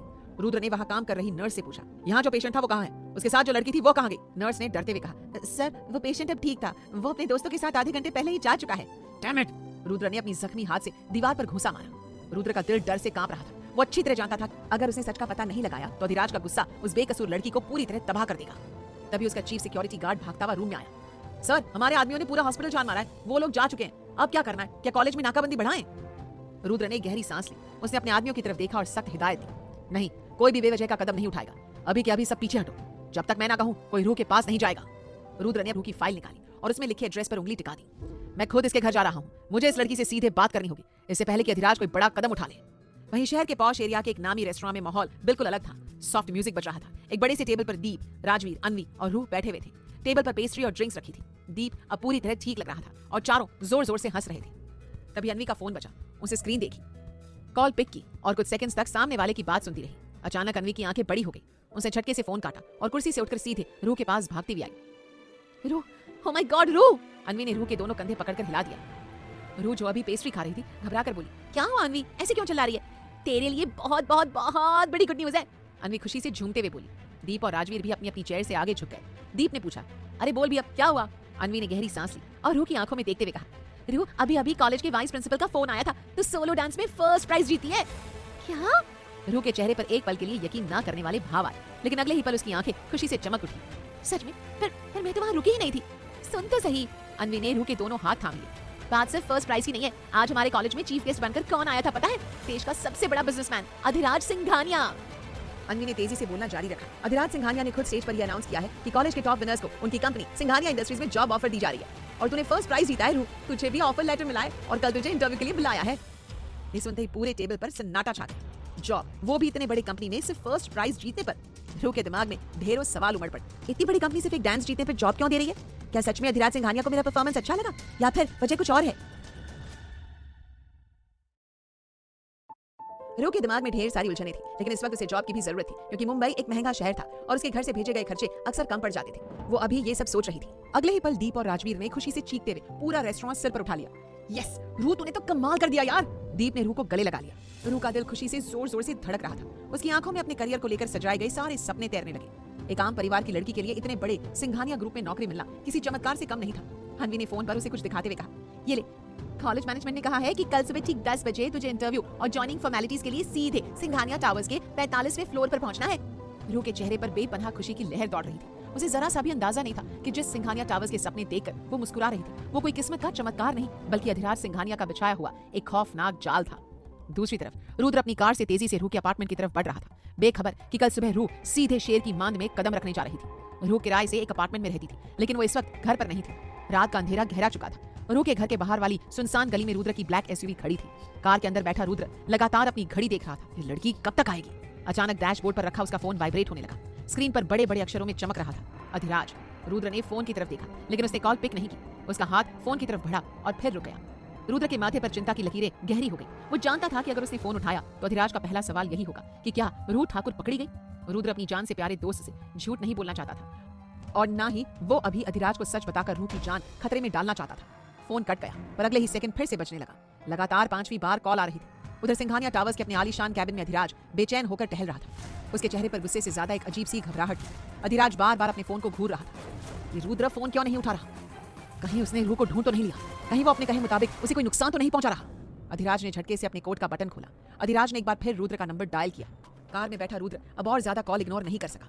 उसने एक लंबी सांस ली और फोन उठाकर कान से लगा लिया। कहाँ है तू रुद्र? फोन क्यों नहीं उठा रहा? अधिराज की तेज और बेचैन आवाज गूंजी। रुद्र ने खुद को संभालते हुए बहुत शांत आवाज में कहा, सॉरी ब्रो, थोड़ा बिजी था। बोल, क्या हुआ? अधिराज ने बिना कोई वक्त गवाए सीधे पूछा, वो लड़की मिली तुझे? रुद्र, सच बता। रुद्र ने एक पल के लिए अपनी आंखें बंद की और भारी आवाज में बोला, नहीं, अभी तक नहीं मिली। मेरी टीम लगी हुई है। ये सुनते ही अधिराज के सीने से एक बहुत भारी सांस बाहर निकली। उसके चेहरे पर सुकून की एक अनजानी सी लहर दौड़ गई। अधिराज ने अपनी आवाज को कड़क बनाते हुए तुरंत कहा, ठीक है, सुनो, उसे ढूंढना बंद करो और अभी के अभी प्रोजेक्ट के एक अर्जेंट काम के लिए ऑफिस आओ। उसे छोड़ दो। रुद्र ये सुनकर हैरान रह गया। क्या? उसे छोड़ दूं? उस लड़की ने भरी मीटिंग में तेरी इंसल्ट की है। तू खुद कह रहा था कि उसे जिंदा नहीं छोड़ना, और अब? मैंने कहा ना, मेरे पास उससे ज्यादा इंपॉर्टेंट काम है। अधिराज ने अपनी बात पर जोर देते हुए कहा, just come to the office now. Adhiraj ने कॉल डिस्कनेक्ट कर दी। रुद्र फोन को देखता रह गया। उसे अधिराज का ये अचानक बदला हुआ व्यवहार बहुत अजीब लगा, लेकिन अंदर ही अंदर रुद्र को एक बहुत बड़ी राहत मिली। उसे लगा कि शायद अधिराज का गुस्सा ठंडा हो रहा है और अब वो रूह को जान से मारने जैसा कोई खौफनाक कदम नहीं उठाएगा। मिस रूह ठाकुर, कभी मौका मिला तो दोबारा मिलेंगे, और तब मैं सारे जवाब जानना चाहता हूँ। आखिर क्यों तुमने अधिराज को कॉल किया और उसे गालियां दी थी? रुद्र ने एक आखिरी नजर रूह के अपार्टमेंट पर डाली, गाड़ी स्टार्ट की और वहां से निकल गया। दूसरी तरफ रेस्टोरेंट में पार्टी का माहौल अब भी जमा हुआ था। टेबल पर कोल्ड ड्रिंक्स और स्नैक्स रखे थे। तभी दीप ने हाथ में कांच का ग्लास घुमाते हुए मुस्कुराकर कहा, यार बड़ा बोरिंग सा लग रहा है, क्या हम एक बार फिर से ट्रुथ एंड डेयर खेलें? ट्रुथ एंड डेयर का नाम सुनते ही रूह के चेहरे का रंग उड़ गया। उसे तुरंत अपने हाथ आगे बढ़ाए और सख्ती से बोली, नहीं, बिल्कुल नहीं, मुझे तो ये घटिया गेम बिल्कुल नहीं खेलना। तुम्हारा ट्रुथ एंड डेयर बहुत भारी पड़ता है। राजवीर जोर से हंस पड़ा। उसने रूह के कंधे पर हाथ रखा और चुटकी लेते हुए कहा, अरे रूह, तू इतना डरती क्यों है भाई? कुछ नहीं होगा, इस बार सिंपल डेयर देंगे। रूह ने अपनी आंखें दिखाई और बोली, बिल्कुल नहीं राजवीर, लास्ट टाइम तुम लोगों ने ट्रुथ एंड डेयर के नाम पर प्रैंक कॉल्स करना शुरू कर दिया था। वो मेरे लिए बहुत मुश्किल था, इसलिए मेरा अब इस खेल से दूर रहना ही सही होगा। रूह की इस मासूम बात पर अनवी और राजवीर हंसने लगे। रूह अपनी जगह से खड़ी हुई और अपनी वॉच देखते हुए बोली, चलो अनवी, निकलते हैं, बहुत देर हो रही है और मुझे कल सुबह के इंटरव्यू की तैयारी भी करनी है। अनवी भी खड़ी हो गई। दोनों ने दीप और राजवीर को बाय कहा और रेस्टोरेंट से बाहर निकल गई। अगली सुबह मुंबई शहर में सूरज की पहली किरण के साथ ही रूह उठ चुकी थी। उसके दिल में आज एक अलग ही उमंग और उत्साह था। उसने अपने सबसे फॉर्मल कपड़े पहने, अपने बालों को करीने से संवारा और अपनी फाइल्स चेक की। शीशे में खुद को देखकर उसने एक प्यारी सी स्माइल दी और अपने नए सफर की शुरुआत करने के लिए घर से निकल पड़ी। दूसरी तरफ सिंघानिया टावर्स का 45वां फ्लोर, पूरा फ्लोर कांच की तरह चमक रहा था। चारों तरफ सन्नाटा था, लेकिन अधिराज सिंघानिया के लग्जरी कैबिन के अंदर का तापमान उबल रहा था। अधिराज ने ब्लैक सूट पहन रखा था, बाल करीने से सेट थे, लेकिन उसकी आंखों में एक खौफनाक और बेकाबू इंतजार था। उसने अपने कैबिन के बड़े से ग्लास डोर की तरफ देखा, जहां से बाहर आने वाला हर इंसान साफ दिखता था। अधिराज ने मन ही मन बेहद ठंडे लहजे में कहा, अब बस कुछ ही सेकंड्स मिस रूह ठाकुर, आज तुम्हें पता चलेगा कि तुमने किस आग में हाथ डाला था। उसके चेहरे पर एक तीखी स्माइल आ गई। सुबह रूह अपने छोटे से घर का दरवाजा लॉक करके तेजी से सीढ़ियां उतरी। हाथ में फाइल्स का फोल्डर था और आंखों में सिंघानिया टावर्स पहुंचने का सपना। लेकिन जैसे ही वो अपनी स्कूटी के पास पहुंची, उसके कदम ठिठक गए। पिछला पहिया पूरी तरह चपटा पड़ा था। स्कूटी पंचर थी। ओह नो, हाजी के दिन ये से बोला था। रूह ने घड़ी देखी, समय तेजी से भाग रहा था। उसने बिना वक्त गंवाए अपनी फाइल्स संभाली और दौड़ते हुए सड़क की तरफ भागी। बस स्टॉप पर काफी भीड़ थी, लेकिन अगली बस आने में 20 मिनट का वक्त था। रूह सड़क के किनारे जाकर खड़ी हो गई और तेजी से आते जाते ऑटो और गाड़ियों की तरफ हाथ उठाने लगी। प्लीज ऑटो, रोको ना। पर सुबह के रश आवर में ना कोई ऑटो रुका और ना ही किसी गाड़ी की रफ्तार धीमी हुई। 10 मिनट यूं ही बीत गए। रूह के माथे पर पसीने की बूंदें छलकने लगी। तभी टायरों की एक तीखी आवाज के साथ एक चमचमाती हुई मर्सिडीज कार रूह के ठीक सामने आकर रुकी। कार का शीशा नीचे हुआ। अंदर बैठा शख्स काले चश्मे में था। रूह ने राहत की सांस ली और तुरंत आगे बढ़कर पूछी, सुनिए, क्या आप मुझे सिंघानिया टावर्स तक छोड़ सकते हैं? मुझे बहुत इमरजेंसी है। सिंघानिया टावर्स का नाम सुनते ही गाड़ी में बैठे इंसान के होठों पर एक बहुत ही अजीब तिरछी मुस्कान आ गई। उसने अपना चश्मा थोड़ा नीचे किया, रूह को ऊपर से नीचे तक देखा और कहा, सिंघानिया टावर्स, वाह, वैसे इतनी खूबसूरत लड़की को वहां क्यों जाना है? मेरा इंटरव्यू है वहां। रूह ने घबराते हुए जवाब दिया। इंटरव्यू? उस आदमी की आंखों में एक शातिर चमक कौन थी। उसने बिना एक पल गंवाए अंदर से लॉक खोला और दरवाजा बाहर की तरफ धकेल दिया। बिल्कुल, आ जाइए, बैठिए, आपकी गाड़ी एकदम सही जगह रुकी है, मैं भी उसी तरफ जा रहा हूँ। रूह को उस बंदे की टोन और मुस्कान थोड़ी अजीब लगी, लेकिन घड़ी की सुइयों को देखकर उसने अपना शक किनारे किया और कार की फ्रंट सीट पर बैठ गई। गाड़ी तेजी से मेन रोड पर दौड़ पड़ी। सफर के दौरान उस आदमी ने स्टीयरिंग पर हाथ घुमाते हुए अपनी दूसरी हथेली रूह की तरफ बढ़ाई। बाय द वे, मेरा नाम विशेष रॉय है, और आपका? रूह ठाकुर, रूह ने संकोच से हाथ मिलाते हुए कहा। विशेष ने मुस्कुराते हुए पूछा, तो मिस रूह, सिंघानिया टावर्स में किस पोस्ट के लिए इंटरव्यू देने जा रही हैं आप? अधिराज ने कौन सा ऐसा बड़ा ऑफर दे दिया? रूह ने अपनी फाइल पर हाथ फेरते हुए कहा, मैंने कॉलेज के एनुअल फंक्शन में फर्स्ट प्राइज जीता था, तो उनकी कंपनी की तरफ से जॉब ऑफर मिली है। विशेष ने एक ठंडी हंसी हंसी, फिर रूह की तरफ थोड़ा झुककर धीमी आवाज में बोला, अगर तुम चाहो तो उससे 2 गुना पैकेज मैं तुम्हें दे सकता हूँ। मेरी कंपनी ज्वाइन कर लो। अधिराज सिंघानिया तुम्हें क्या ही देगा? रूह का माथा ठनका। वो समझ नहीं पाई कि ये अजनबी इंसान अचानक अधिराज सिंघानिया से अपनी तुलना क्यों कर रहा है और उसे ऐसा ऑफर क्यों दे रहा है। रूह ने बहुत ही साफ लहजे में कहा, थैंक यू मिस्टर विशेष, लेकिन मुझे वहीं जाना है जहां का मुझे ऑफर मिला है। विशेष के चेहरे पर एक कुटिल मुस्कान बनी रही। विशेष रॉय कोई और नहीं, अधिराज का सबसे बड़ा दुश्मन था।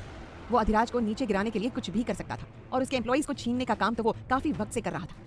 अधिराज से ये सब छिपा नहीं था। वो विशेष की हरकतों पर पल पल नजर रखता था और उसकी सारी प्लानिंग को हर बार बर्बाद कर देता था। दूसरी तरफ सिंघानिया टावर्स, अधिराज अपने कैबिन में टहल रहा था। उसने हर 2 मिनट में एचआर को फोन मिलाकर परेशान कर रखा था। क्या वो लड़की आई? 10 बजने वाले। उसका कुछ पता चला? एचआर का एक ही जवाब था, सर अभी तक वो नीचे रिसेप्शन पर रिपोर्ट नहीं की है। इसी दौरान कैबिन के शीशे का भारी दरवाजा झटके से खुला। रुद्र सीधे अंदर दाखिल हुआ। उसके माथे पर शिकन था। रुद्र ने सीधे अधिराज के सामने आकर पूछा, कल रात मैं यहाँ आया था, लेकिन तुम निकल चुके थे। अब बताओ, ऐसा क्या अर्जेंट काम आ गया था जो मुझे उस लड़की को ढूंढने से रोक दिया? अधिराज ने बहुत ही नॉर्मल बनने की कोशिश की। उसने फाइल्स बंद की और कहा, हाँ, क्या तुझे अलीना और विशेष रॉय की कोई खबर मिली? सुना है अलीना ने मेरे जानी दुश्मन विशेष रॉय से हाथ मिला लिया है। ये सुनते ही रुद्र के चेहरे के हाव भाव अचानक बदल गए। वो चौंक कर बोला, अलीना और विशेष एक साथ मिल गए हैं, और ये बात मुझे अभी पता चली? रुद्र ने कुछ पल अधिराज को घूरा, फिर एक भारी सांस लेकर बोला, ठीक है, मैं इस विशेष रॉय पर नजर रखता हूँ। ये कहकर रुद्र कैबिन से बाहर निकल गया। रुद्र जैसे लिफ्ट की तरफ बढ़ा, उसके पर्सनल सिक्योरिटी गार्ड ने भागते हुए आकर उसे रोका। सर, एक बहुत अजीब बात हुई है। विशेष रॉय की गाड़ी अभी अभी हमारे सिंघानिया टावर्स के बेसमेंट पार्किंग में घुसी है। क्या? रुद्र के चेहरे पर ढेरों सवाल तैर गए। विशेष रॉय हमारी बिल्डिंग में? उसकी हिम्मत कैसे हुई आने की? रुद्र बिना 1 सेकंड गवाए तुरंत सिक्योरिटी रूम की तरफ भागा। उसने गार्ड को हटाकर खुद सीसीटीवी स्क्रीन का कंट्रोल लिया और फुटेज रिवाइंड की। जैसे कैमरे ने बेसमेंट का नजारा दिखाया, रुद्र की आंखें फटी की फटी रह गई। स्क्रीन पर साफ दिख रहा था, विशेष रॉय की ब्लैक कार रुकी और उसमें से कोई और नहीं बल्कि रूह ठाकुर उतरी। रूह यहाँ विशेष रॉय के साथ क्या कर रही है? रुद्र के माथे पर डर का पसीना आ गया। उसके दिमाग में घबराहट का बवंडर उठ खड़ा हुआ। अगर रूह यहाँ आई है और अधिराज ने उसे देख लिया तो वो उस मासूम को जिंदा नहीं छोड़ेगा। रुद्र तुरंत कंट्रोल रूम से बाहर निकला और पागलपन की हद तक कॉरिडोर में भागने लगा। उधर रूह लिफ्ट से होकर 45वें फ्लोर पर पहुंच चुकी थी। वो सीधी एचआर डेस्क के पास गई। हेलो मैम, मेरा नाम रूह ठाकुर है, मुझे इंटरव्यू के लिए बुलाया गया था। रूह ने अपना मेल दिखाया। एचआर ने जैसे ही रूह ठाकुर नाम सुना, उसे तुरंत इंटरकॉम उठाया और सीधे अधिराज के कैबिन का कोड डायल किया। सर, मिस रूह ठाकुर आ चुकी हैं, वो बाहर वेट कर रही हैं। कैबिन के अंदर खड़े अधिराज ने जैसे ये सुना, उसके चेहरे पर एक पल के लिए बेपनाह खुशी की लहर दौड़ गई। आ गई, आखिर वो आ ही गई। लेकिन अगले ही सेकंड अधिराज का चेहरा खौफ से पीला पड़ गया। उसे अचानक रुद्र का ख्याल आया, गॉड, रुद्र भी अभी यहीं पर है। अगर रुद्र ने रूह को देख लिया तो वो गुस्से में उसके साथ कुछ बहुत गलत कर बैठेगा। अधिराज का दिल दहल गया। वो रूह को अपने तरीके से हैंडल करना चाहता था, लेकिन वो ये भी अच्छी तरह से जानता था कि अगर उसने रुद्र को कोई काम दिया है तो रुद्र उसे पूरा करके ही सांस लेता है।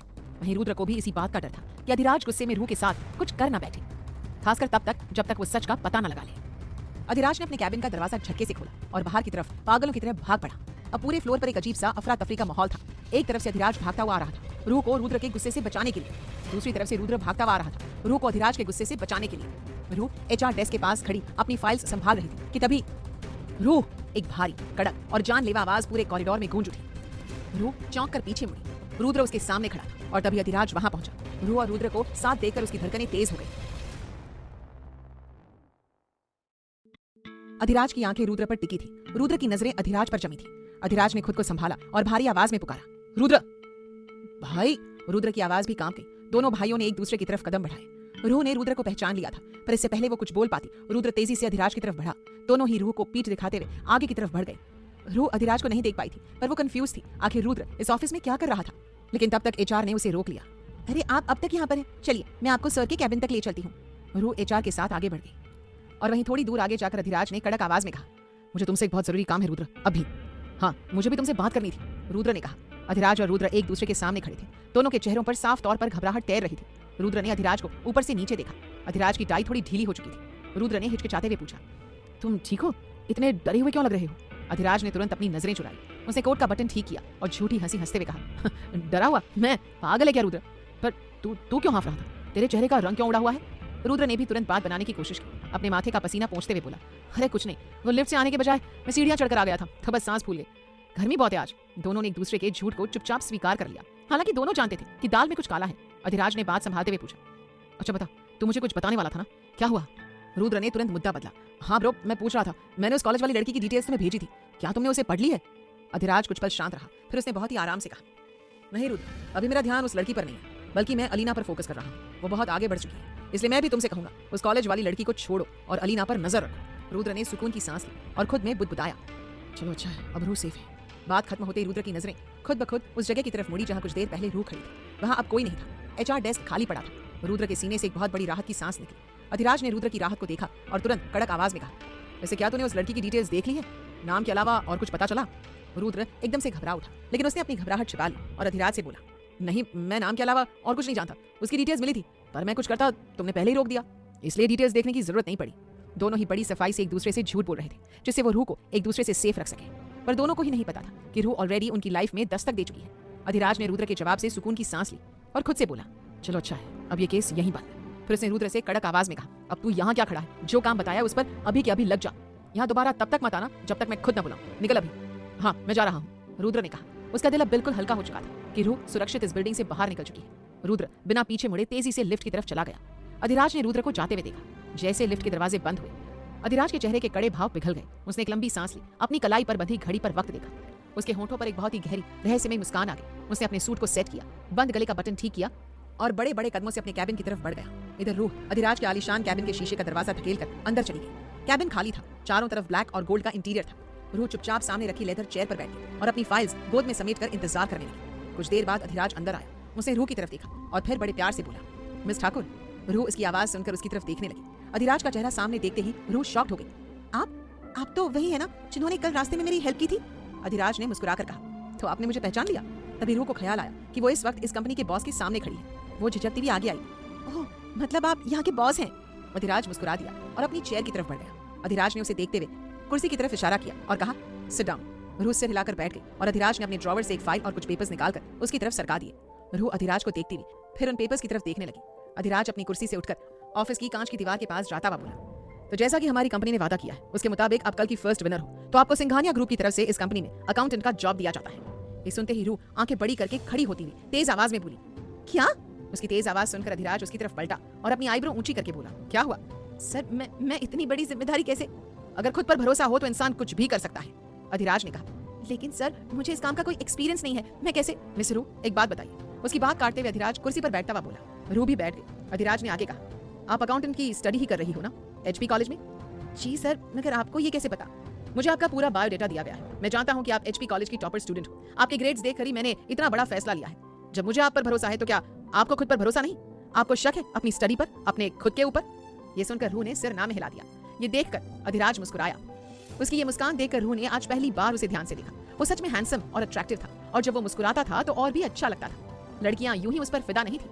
अधिराज उसे अपनी तरफ देखता पाकर खुश हुआ और आगे बोला, तो फिर इतना घबरा क्यों रही हो? एक बात याद रखना, इस तरह के जॉब और ऑफर आपको बार बार नहीं मिलेंगे। आपको इस जॉब के साथ हर महीने 40,000 की सैलरी और कंपनी का कार्ड मिलेगा और दिन के 12 घंटे काम करना होगा। ये सुनते ही रूह का दिल खुशी से झूम उठा, क्योंकि इतनी सैलरी में तो उसका और अनवी का गुजारा बहुत आराम से हो जाता। वो ये सब जानकर बहुत खुश हुई, मगर अगले ही पल अचानक बोल पड़ी, लेकिन मेरी कॉलेज अभी चल रही है सर, वो मैं कैसे?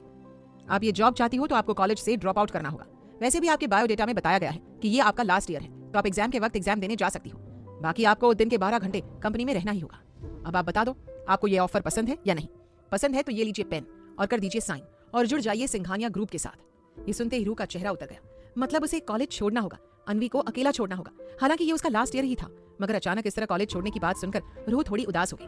अधिराज अपनी तेज नजरें उसी पर टिकाए हुए मन में बोला, अब तुम कॉलेज नहीं जाओगी, ये जरूरी था, वरना तुम कॉलेज जाकर फिर से वही करती जो मुझे पसंद नहीं। मैं जानता हूँ तुम इतनी अच्छी ऑफर को ना नहीं कहोगी। मिस रूह, तुम्हारा स्वागत है अधिराज की दुनिया में। रूह अपनी उंगलियों को आपस में उलझाती हुई कुछ देर उस कॉन्ट्रैक्ट के पेपर को देखती रही।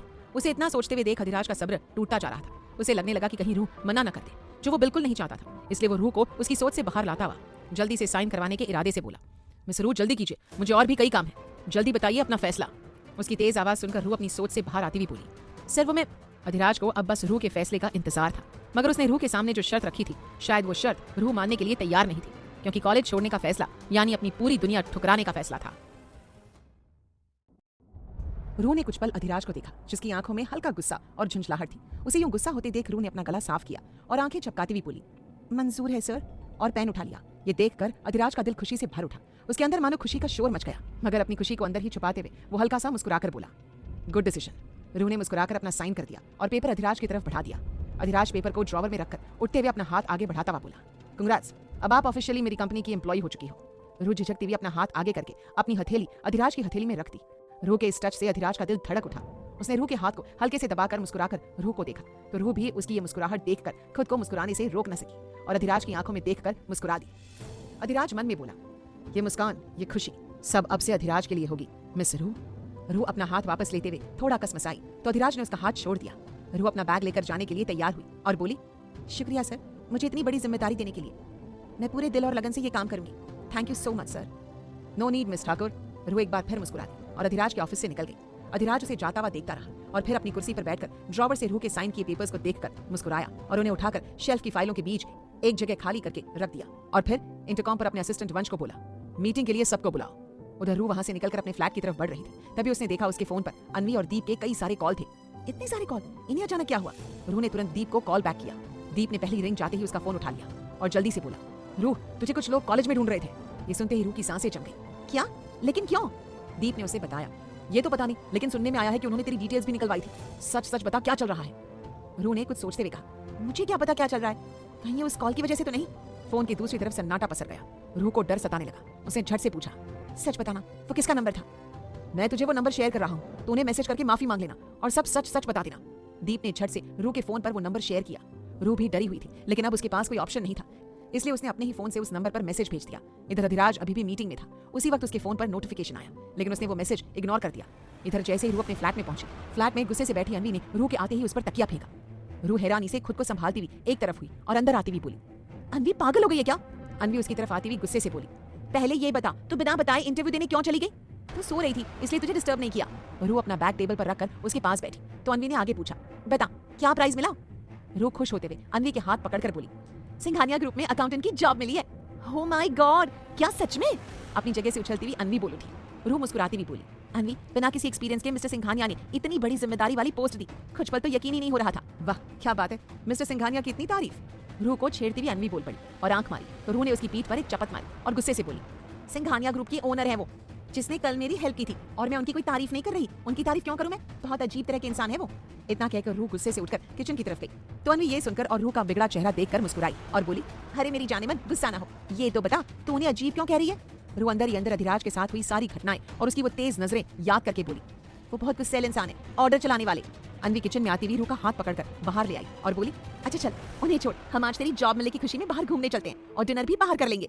ठीक है, बोलकर दोनों तैयार होकर बाहर की तरफ निकल गईं। अभी तक रूह ने अनवी को कॉलेज से ड्रॉप आउट वाली बात नहीं बताई थी, वरना अनवी गुस्सा हो जाती। फिर दोनों मार्केट की तरफ निकल गई। उसी समय शहर के एक आलीशान बार में हल्की रोशनी और धीमे म्यूजिक के बीच एक टैबलेट की स्क्रीन पर कोई सीसीटीवी फुटेज चल रहा था। इस फुटेज में दो लोग काफी देर तक आपस में बात कर रहे थे और उनके बीच कुछ पेपर्स का लेन देन भी हुआ था। दोनों के चेहरे पर मुस्कान थी, जैसे कोई बड़ी डील पक्की हुई हो। ये फुटेज देख रहा था रुद्र। उसके सामने एक आदमी बैठा था जिसने ये पूरी जानकारी जुटाई थी। उस आदमी ने रुद्र को बताया, जितना आपने कहा था उतना हमने पता लगा लिया। हमारी पार्टनर मिस अलीना इन दिनों विशेष रॉय के साथ भी कांटेक्ट में है। कल ही उनकी एक प्राइवेट मीटिंग हुई थी, जिसकी ये सीसीटीवी फुटेज हमारे हाथ लगा है। अपनी सीक्रेट मीटिंग के बाद मिस अलीना सीधी ऑफिस गई और देर रात तक काम करती रही और फिर आज आप लोगों को मीटिंग के लिए बुलाया। रुद्र ने वो पूरा फुटेज ध्यान से देखा और फिर एक तिरछी मुस्कान के साथ टैबलेट वापस करते हुए उस आदमी को उसका इनाम देकर वहां से जाने को कहा। उसके जाने के बाद रुद्र ने तुरंत अधिराज को कॉल लगाई और बोला, जैसा कहा था ठीक वैसा ही है ब्रो। ये गोरी मेम हमसे उलझना चाहती है और इसके लिए इन्होंने हमारे राइवल विशेष राय के साथ हाथ मिला लिया है। मगर मुझे एक बात समझ नहीं आ रही कि वो ऐसा क्यों करना चाहती है। वो तो हमारी इतने सालों पुरानी पार्टनर है, फिर आखिर क्यों? ये सुनकर दूसरी तरफ अधिराज एक मुस्कान के साथ बोला, मैं जानता हूँ उसकी वजह, खैर वो जरूरी नहीं, अब बस उसे झटका देने का वक्त आ गया है। तुम फ्री होकर रात को घर आ जाओ, हमें कुछ प्लान करना है जो अलीना और विशेष रॉय दोनों को हिलाकर रख देगा। रुद्र ने हामी भरी और कॉल काट दी। अलीना फर्नांडिस एक विदेशी लड़की जो एक बहुत बड़ी कंपनी की मालकिन थी और काम के सिलसिले में पिछले 2 साल से इंडिया में रह रही थी। उसकी कंपनी दूसरी बड़ी बड़ी कंपनियों को फाइनेंशियल सपोर्ट देती थी, यानी पैसों के मामले में मदद करती थी, और यही वजह थी कि उसकी कंपनी अधिराज जैसे बिजनेसमैन के लिए भी बेहद अहम थी। गोरी स्किन, सुनहरे बाल, हरी आंखें और लोगों पर हुकूमत चलाने में माहिर, अलीना एक घमंडी और तेज मिजाज की लड़की थी।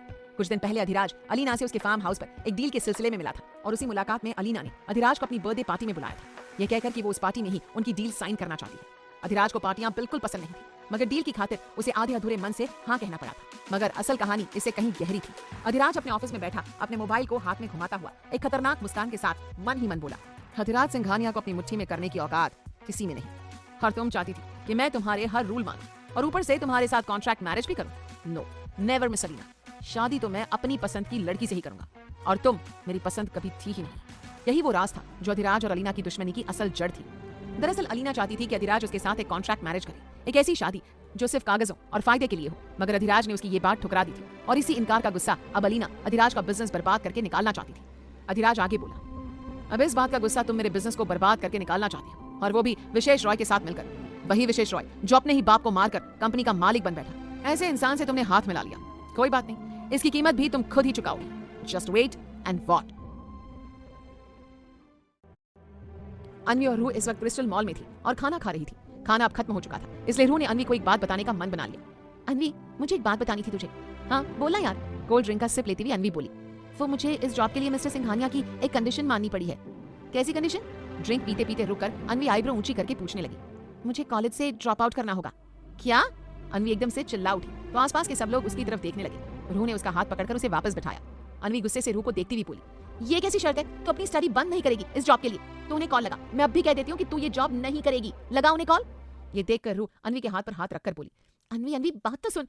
मैं कॉलेज रेगुलर नहीं आ पाऊंगी मगर एग्जाम देने तो आ सकती हूँ। तू जानती है ना मैं तेरे बिना कहीं नहीं जाती। मेरा दिल नहीं लगता तेरे बिना। तूने कैसे उन्हें हाँ कह दी? मेरी स्टडी तो वैसे भी इस साल खत्म हो जानी थी, उसके बाद तो जॉब ढूंढनी थी और फिर मिस्टर सिंघानिया ने एग्जाम देने से नहीं रोका है। अब इतनी बड़ी पोस्ट दी है तो थोड़ा कॉम्प्रोमाइज तो करना ही होगा ना। बात को समझ यार, अगर मैं अगले 6 महीने के लिए ये जॉब ठुकरा दूं तो क्या आगे मुझे इतनी अच्छी सैलरी वाली जॉब मिलेगी? तू ही बता। ये सब सुनकर अन्वी थोड़ी शांत हुई। लेकिन मेरा दिल नहीं लगता तेरे बिना। उसका क्या?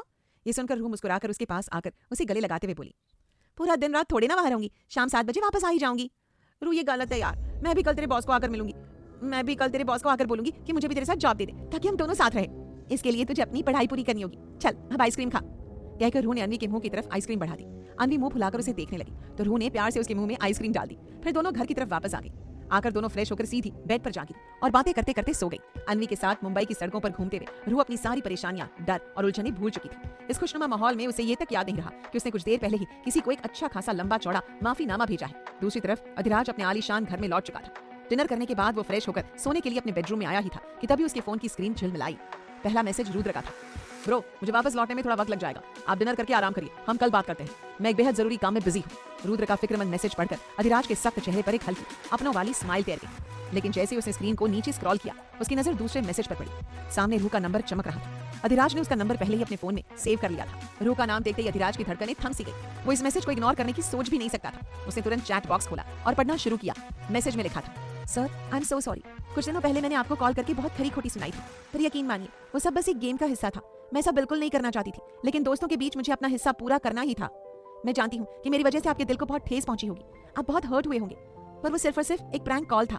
मैं आपसे दिल से माफी मांगती हूँ। मैं बहुत डर गई थी, इसलिए तुरंत आपको दोबारा कॉल या मैसेज करने की हिम्मत नहीं जुटा पाई, पर आज थोड़ी हिम्मत करके ये मैसेज भेज रही हूँ। उम्मीद है आप मुझे समझेंगे।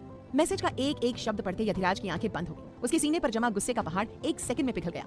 उसने फोन को धीरे से अपने सीने से लगा लिया। उसके होठों पर एक खूबसूरत राहत भरी मुस्कान आ गई और वो खुद से बड़बड़ाया, अब बहुत देर हो चुकी है मिस रूह ठाकुर, पर जो होता है अच्छे के लिए ही होता है, वरना इस बहाने तुम मुझे मिलती कैसे?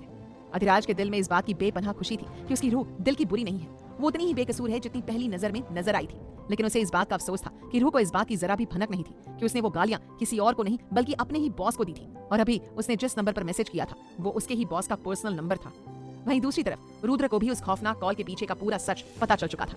रुद्र ने रूह के दोस्तों वीर और उसकी टोली के पीछे अपने खास आदमियों को लगा दिया था।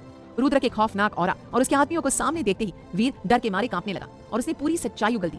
चूंकि वो सब रूह के दोस्त थे, इसलिए रुद्र ने उनके साथ कोई बदसलूकी नहीं की और उन्हें चेतावनी देकर छोड़ दिया।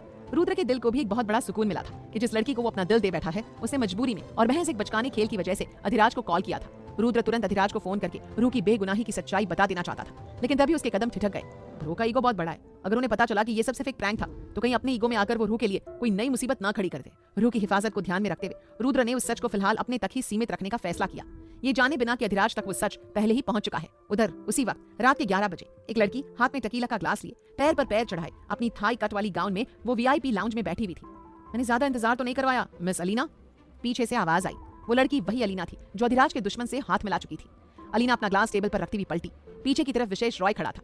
उसे देखकर अलीना खड़ी हुई और कोई जवाब नहीं दिया।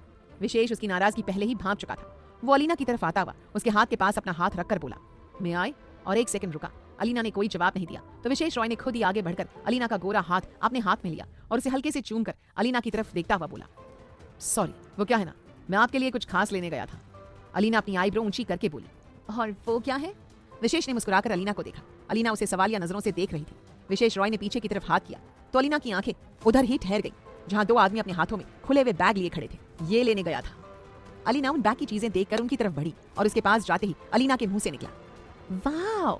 विशेष को ये सुनकर अच्छा लगा। वो अलीना के पास आकर बोला, ये सब ब्रांडेड घड़ियां हैं, आपको जो अच्छी लगे वो रख लो, ये मेरी तरफ से गिफ्ट समझ लो। उसकी बात सुनकर अलीना सब वॉच को हाथों से छूकर खुश होती हुई विशेष की तरफ मुड़ी और टेढ़ी स्माइल करके बोली, मुझे ये सब पसंद है मिस्टर रॉय। ये सुनकर विशेष को ना चाहते हुए भी कहना पड़ा, तो सभी रख लो आप। थैंक यू मिस्टर रॉय, बोलती हुई अलीना इतराती हुई टेढ़ी मुस्कान लिए वापस काउच पर आ बैठी। विशेष भी उसकी तरफ आया और बैठता हुआ बोला, तो बताइए क्या बात करनी थी आपको? ये सुनकर अलीना का चेहरा शांत हो गया और वो विशेष को अपना प्लान समझाने लगी, जिसे सुनकर विशेष के चेहरे पर भी टेढ़ी स्माइल आ गई। अगली सुबह अनवी तैयार होकर रूह को बेस्ट ऑफ लक कहकर स्कूटी लेकर कॉलेज चली गई तो रूह आज खुद को व्हाइट कलर के कुर्ते और पिंक प्लाजो में लाइट मेकअप के साथ तैयार होकर सिंघानिया ग्रुप की बिल्डिंग की तरफ निकली। वो आज थोड़ी नर्वस भी थी क्योंकि पहली बार वो इतनी बड़ी और नामी कंपनी में जॉब के लिए जा रही थी। टैक्सी में बैठकर आज वो वक्त से पहले ही आ गई थी। 8:45 पर वो ग्राउंड फ्लोर पर पहुंच चुकी थी। अभी कुछ ही लोग आ रहे थे। रूह ने सिर उठाकर ऊपर देखा तो उस गगनचुंबी बिल्डिंग को देखकर उसके मुंह से निकला, इतने सारे फ्लोर। फिर खुद को संभालती हुई वो बिल्डिंग की तरफ बढ़ी। उसने लिफ्ट की तरफ अपने कदम बढ़ाए मगर बीच में ही वहां के गार्ड ने उसे रोक दिया। रुक जाइए मैडम, अपना कार्ड दिखाइए। ये सुनकर रूह की धड़कन बढ़ गई। वो आंखें झपकाती हुई बोली, हमारा कार्ड अंदर? अगर कार्ड नहीं है तो आप अंदर नहीं जा सकती। मेरा टाइम वेस्ट मत कीजिए और जाकर अपना कार्ड ले आइए। जाइए जाइए। ये सुनकर रूह उस गार्ड की तरफ बढ़ती हुई बोली, अरे हमारी बात तो सुनिए, दरअसल हमारा कार्ड। गार्ड उसे बीच में काटकर गुस्से से बोला ना, बिना एंट्री कार्ड के आप अंदर नहीं जा सकती। समझ क्यों नहीं रही? फालतू में हमारा दिमाग खराब मत करो और निकलो यहाँ से। बहुत आते हैं तुम्हारे जैसे यहाँ हर दिन, निकलो अब। गुस्से से रूह को डांटता हुआ गार्ड वापस मुड़ा ही था कि उसके कानों में अधिराज की गुस्से भरी आवाज आई, जिसे सुनकर वो वहीं जम गया। क्या हो रहा है यहाँ? रूह भी अचानक अपने पीछे अधिराज की आवाज सुनकर और सहम गई। अधिराज रूह के पास से होता हुआ उस गार्ड की तरफ गया। गार्ड अपने बॉस को देखकर सिर झुकाकर जवाब देता हुआ बोला, सर ये लड़की बिना आई कार्ड के अंदर घुस रही थी, मैं उसे रोक। क्या तुम जानते नहीं ये हमारी कंपनी की नई एम्प्लॉई है? गुस्से से तेज आवाज में अधिराज उस गार्ड पर बरस पड़ा। रूह भी उसे इतना गुस्सा होता देख 2 कदम पीछे हो ली। इतना सुनते ही गार्ड की हालत खराब हो गई। सॉरी सर, वो मैं कल माफी मांगो उससे अभी, अधिराज चिल्लाकर बोला। तो गार्ड तुरंत रूह के पास आया और अपना सिर झुकाकर बोला, सॉरी मैडम, मैं जानता नहीं था, आगे से ऐसी गलती नहीं करूंगा। अधिराज उनकी तरफ मुड़ता हुआ बोला, आगे से ऐसी गलती करने का मौका ही नहीं मिलेगा, यू आर फायर्ड। इतना कहकर अधिराज अपनी लिफ्ट की तरफ बढ़ा। रूह को एक नजर देखकर जो उसे ही सहमी हुई देख रही थी। अधिराज की यह बात सुनकर वो गार्ड उसकी तरफ दौड़ा और हाथ जोड़कर बोला, सर प्लीज माफ कर दीजिए, आगे से ऐसी गलती नहीं होगी, कसम से, मेरी ये आखिरी गलती समझ के। मैंने कह दिया ना, नाउ गेट आउट, बोलकर अधिराज अपनी वीआईपी लिफ्ट की तरफ बढ़ा। तभी रूह के नाजुक हाथ के टच से वो ठहर गया। उसने अपनी नजर पीछे की तो रूह उसका हाथ पकड़कर मासूमियत से उसे देखती हुई बोली, माफ कर दीजिए इन्हें, ये कल यहाँ नहीं थे, शायद इसीलिए इन्हें मेरे बारे में नहीं पता। अधिराज ने उसकी बात सुनकर रूह के पकड़े हुए अपने हाथ की तरफ देखा। रूह के इस टच से उसका पूरा बदन सिहर उठा था, मगर उसने ये बात जाहिर नहीं होने दी। रूह तुरंत उसका हाथ छोड़कर आंखें झपकाती हुई एक बार फिर बोली, प्लीज सर, वो माफी मांग रहे हैं तो माफ कर दीजिए, गलती तो हर किसी से हो जाती है। अधिराज ये देखकर टेढ़ा मुस्कुरा दिया और गार्ड की तरफ मुड़कर बोला, ठीक है तुम जा सकते हो, लेकिन आगे से ऐसी गलती नहीं होनी चाहिए, अंडरस्टैंड। गार्ड खुशी से सिर हिलाकर अधिराज को और रूह को थैंक यू बोलकर वापस गेट की तरफ चला गया और अधिराज रूह की तरफ मुड़कर आया और अपने हाथ से अपनी लिफ्ट की तरफ इशारा करके बोला, चलिए मिस ठाकुर। रूह ये सुनकर अपनी आंखें बड़ी करके उस तरफ देखने लगी जिधर लिखा हुआ था ओनली फॉर वीआईपी। ये पढ़कर रूह अधिराज की तरफ देखती हुई बोली, नहीं सर, मैं चली जाऊंगी, आप फिक्र मत कीजिए। इतना कहकर वो सीढ़ियों से जाने के लिए बढ़ी तो अधिराज को ये बात अच्छी नहीं लगी। उसने आंखें तरेर कर रूह से कहा, इस बिल्डिंग में 700 सीढ़ियां हैं, क्या आप इतनी सारी सीढ़ियां चढ़ पाओगी? ये सुनकर रूह पीछे देखकर आंखें झपकाकर बोली, क्या? अधिराज उसकी तरफ एक कदम आगे आता हुआ थोड़ी झुंझलाहट से बोला, हाँ, और अगर आज भी आप कल की तरह लेट हुई तो ये मैं बर्दाश्त नहीं करूंगा कि उसकी कंपनी के एम्प्लॉय हर दिन लेट आए। उसकी बात सुनकर रूह पैर के अंगूठे से अपनी जूती को खरोंचती हुई मन में सोचने लगी, इतनी सारी सीढ़ियां चढ़कर जाऊंगी तो सच में लेट हो जाऊंगी, क्या करूं? इनके साथ जाऊं, लेकिन लोग क्या कहेंगे?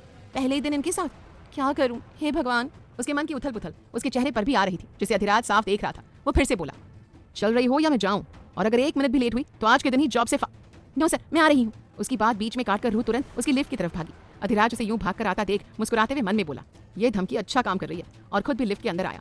रूह से अंदर आता देख खुद लिफ्ट की पीछे वाली दीवार से सटकर खड़ी हो गई। अधिराज उसके आगे खड़ा होकर 50वें फ्लोर का बटन दबाता हुआ जरा सा साइड में मुंह करके रूह को देखने लगा। रूह ने अपनी आंखें झुकाकर अपनी नजर उसकी पीठ से हटा ली। अधिराज वापस आगे मुड़ा और अपना फोन निकालकर उसमें देखने लगा। रूह जल्द से जल्द बाहर निकलने के लिए बेचैन थी, क्योंकि उसे अधिराज के साथ इस तरह अकेले डर लग रहा था। जिस तरह का उसका गुस्सा था, उसका मिजाज था और उसकी वो तेज नजरें थी, उन्हें महसूस करके रूह को उससे बहुत डर लगता था। ये एक मामूली सी लिफ्ट रूह और अधिराज के बीच एक नया बदलाव लाने वाली थी, जिसके बारे में रूह और अधिराज दोनों को कोई खबर नहीं थी।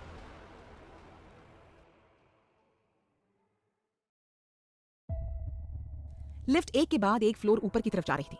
उधर रुद्र उठकर तैयार हो चुका था और अभी वो घर पर ही था। उठकर बाहर आया तो उसे पता चला कि अधिराज आज जल्दी ऑफिस चला गया है। ये अधिराज को क्या हुआ? वैसे तो 10 बजे ऑफिस जाता है और आज इतनी जल्दी चला गया। मन में सोचता हुआ फिर कंधे उचकाकर वो फ्रेश होने चला गया।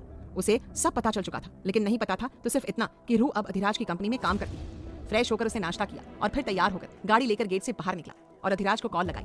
अधिराज उस वक्त लिफ्ट में ही था। हाँ बोल, अधिराज ने कहा। आज इतनी जल्दी क्यों चले गए? मुझे बताया भी नहीं। कोई खास मीटिंग है क्या? अधिराज शांत सा सामने की स्टील की चमकती हुई लिफ्ट की दीवार में रूह का चेहरा देखता हुआ बोला, नहीं आज काम थोड़ा ज्यादा था तो बस इसलिए। तू क्या कर रहा है? मैं भी बस ऑफिस आ ही रहा हूँ। Okay, I will be waiting. Okay. Phone काटकर अधिराज ने उसे जेब में डाला। अभी इतना ही हुआ था कि झटके से वो लिफ्ट अटकती अटकती अजीब सी आवाज करती हुई रुकने लगी। ये देखकर रूह एकदम से अधिराज के पास आकर उसका हाथ पकड़कर ऊपर की तरफ देखती हुई बोली, ये कैसी आवाज? Lift lift. अधिराज अपनी बाह को देखकर फिर रूह की तरफ पलटकर बोला, घबराओ मत, कुछ नहीं होगा, मैं हूं ना। इतना बोलकर वो अपना फोन निकालने लगा, मगर रूह तो डर के मारे कुछ सुन ही नहीं रही थी। वो अधिराज के हाथ को झंझोड़ती हुई बोली, सर जल्दी कुछ कीजिए ना, बहुत बहुत डर लग रहा है। ये लिफ्ट। एक बार फिर से जोर का झटका लगा और लिफ्ट एक जगह पर अटक गई। इस झटके से रूह की चीख निकल गई और वो अधिराज को पकड़कर जोर से चिल्ला उठी, बचाओ। उसने अपने दोनों हाथों से अधिराज की बाह कसकर पकड़ी हुई थी और अपना सिर उसकी बाह से सटाकर डर के मारे नीचे की तरफ देख रही थी। उसका पूरा बदन कांप रहा था। अधिराज उसे इस तरह डरता देख अपने दूसरे हाथ से उसके सिर पर हाथ रखकर धीरे से बोला, चिल्लाओ मत, ये अभी ठीक हो जाएगा। मैं अभी, मुझे बहुत डर लग रहा है सर, जल्दी कीजिए, किसी को बुलाइए प्लीज। उसके चेहरे पर डर से पसीने की बूंदें आने लगी थी। अधिराज ये देखकर धीरे से अपनी बाह उसके हाथ से छुड़ाई। रूह उसकी तरफ मासूमियत से देखने लगी। अधिराज ने अपने दूसरे हाथ से उसका हाथ पकड़ा और अपनी जेब से मोबाइल निकालते हुए बोला, मोबाइल निकालने दोगी तभी तो किसी को बुलाऊंगा ना। इतना बोलकर उसने फोन कान पर लगाया तो रूह को अपनी गलती का एहसास हुआ कि जिस हाथ को वो पकड़े हुए थी उधर ही अधिराज का फोन था और वो डर से अधिराज के हाथ को पकड़े हुए उसे देखने लगी। अधिराज अपने एक हाथ में फोन कान से लगाए गुस्से भरी आवाज में बोला, व्हाट द हेल, मेरी लिफ्ट फंस चुकी है, अगले 3 मिनट में इसे चालू करो वरना अंजाम पता है। ये सुनते ही रूह की आंखों में एक बार फिर डर आने लगा और अधिराज के हाथ से उसकी पकड़ ढीली हो गई। ये महसूस होते ही अधिराज खुद का गुस्सा शांत करता हुआ रूह की तरफ देखकर बोला, ये लोग ऐसे ही सीधे होते हैं, अभी देखो तो। बोलकर उसने रूह पर अपनी पकड़ कस ली। रूह तो अपना डर निगलती हुई न पीछे हट सकती थी न अधिराज को कुछ बोल सकती थी और वो अपनी आंखें बंद करके जल्दी से लिफ्ट खुलने का इंतजार करने लगी। और अगले 2 मिनट में ही उनकी लिफ्ट का दरवाजा खुलने की आवाज आई और रूह की आंखें झटके से खुल गई। वो राहत की सांस लेती हुई सामने की तरफ देखी तो सामने वंश चेहरे पर परेशानी लिए 10 लोगों की टीम के साथ खड़ा था। दरवाजा खुलते ही वो अंदर की तरफ देखता हुआ बोला, सर आप ठीक हो? और फिर रूह की तरफ देखा तो रूह शर्म से झेंप गई और झट से अधिराज का हाथ छोड़ दिया। अधिराज सिर हिलाकर वंश पर चिल्ला उठा, इसका मेंटेनेंस कौन देखता है? बुलाओ उसे और आज के आज इस कंपनी से निकाल फेंको। मुझे पसंद नहीं कि कोई अपने काम में लापरवाही करे। अगर आज कुछ हो जाता तो इसका जिम्मेदार कौन होता? मुझे अपनी कंपनी में ऐसे लोगों की कोई जरूरत नहीं जो अपनी जिम्मेदारी में इतनी बड़ी लापरवाही करते हैं। Fire them all. बोलकर अधिराज ने साइड में मुंह करके रूह से पूछा, मिस ठाकुर आप ठीक हो? रूह हड़बड़ाहट में, जी सर मैं ठीक हूँ बोलती हुई अधिराज के गुस्से को देखकर उसके कुछ कहने से पहले ही लिफ्ट से बाहर की तरफ भाग निकली। वंश सिर झुकाकर वहीं खड़ा था। अधिराज उसे घूरकर खुद भी बाहर आया और रूह जो अधिराज के गुस्से को देखकर लिफ्ट से निकलकर ऑफिस की तरफ तेज कदमों से भाग रही थी, वो अचानक सामने से आ रहे एक इंसान से टकरा गई और हड़बड़ाहट में उसका पैर मुड़ गया और वो आ की हल्की चीख के साथ धड़ाम से वहीं गिर पड़ी। उसके गिरने की आवाज से सबका ध्यान उसकी तरफ चला गया। पीछे आ रहे अधिराज ने भी रूह की तरफ अपने कदम तेज किए। आकर देखा तो रूह फर्श पर गिरी हुई थी और पूरे ऑफिस का स्टाफ उसकी तरफ देख रहा था और सामने खड़ा वो इंसान भी रूह की तरफ हैरानी से देख रहा था। इसी समय विशेष रॉय अपनी कैबिन में बैठा अपना काम कर रहा था। तभी उसके फोन पर एक मैसेज आया। उसने फोन उठाकर उसे पढ़ा और उस मैसेज को देखकर मोबाइल को वापस टेबल पर रखता हुआ खुद से बोल उठा, अब आएगा ना असली मजा, और मुस्कुराने लगा। उधर ऑफिस में मौजूद सारा स्टाफ रूह को अजीब तरह से देख रहा था, क्योंकि जब से उन्होंने रूह के बारे में सुना था तब से सबके अंदर ये जानने की उत्सुकता बढ़ चुकी थी कि आखिर ये रूह है कौन। इसी वजह से सब लोग रूह को घूर रहे थे और उन्हीं के आगे खड़ी थी अलीना, जो रूह को घमंड भरी नजरों से देख रही थी कि ये कौन है जो बिना देखे उससे टकरा गई। मगर इससे पहले कि वो कुछ रिएक्ट कर पाती, अधिराज आ गया और रूह के कंधों को पकड़कर उसे उठाते हुए बोला, आपको लगी तो नहीं मिस ठाकुर? रूह अचानक अधिराज के इस टच से हैरानी से उसकी तरफ देखने लगी तो अधिराज ने उसकी तरफ आंखें झपकाई और उसे फर्श से उठाया। रूह धीरे से उठी और उसने अधिराज को और फिर सामने खड़ी अलीना को देखा, जो हैरानी से बड़े अजीब तरीके से अब रूह को घूर रही थी। रूह उसे इग्नोर करके अधिराज की तरफ देखकर बोली, थैंक यू सर, मैं ठीक हूँ, और अपना सामान उठाने के लिए झुकी। अधिराज बोला, वंश ले आएगा, आप जाओ अपनी डेस्क पर। अलीना को वहां मौजूद देखकर अधिराज ने रूह को वहां से दूर भेज दिया। रूह सिर हिलाकर चली गई और अधिराज उसे जाते हुए देखता रहा। वंश तुरंत अपने बॉस का ऑर्डर समझकर रूह का सामान देने चला गया। अधिराज ने रूह से नजरें हटाकर अब अलीना की तरफ देखा, जो उसे ही देख रही थी। अलीना को देखकर अधिराज जेब में हाथ रखकर बोला, इतनी सुबह कैसे आना हुआ मिस अलीना? अलीना अधिराज के इस बदले मिजाज को भाप तो गई थी, मगर इस वक्त कुछ नहीं बोली और मुस्कुराकर अधिराज को जवाब दिया, काम था इसीलिए आना पड़ा। अब क्या इसके लिए भी मुझे अधिराज सिंघानिया की परमिशन लेनी होगी? आंखें छोटी करके अलीना अधिराज को देखने लगी। अधिराज इस बात का जवाब दिए बिना अलीना को अंदर आने का कहकर, अंदर आइए मिस अलीना, बोलता हुआ आगे चलने लगा। अलीना उसे घूर कर देखती हुई उसके पीछे पीछे जाने लगी। अधिराज, जिसके मन में इस वक्त रूह की चिंता हो रही थी,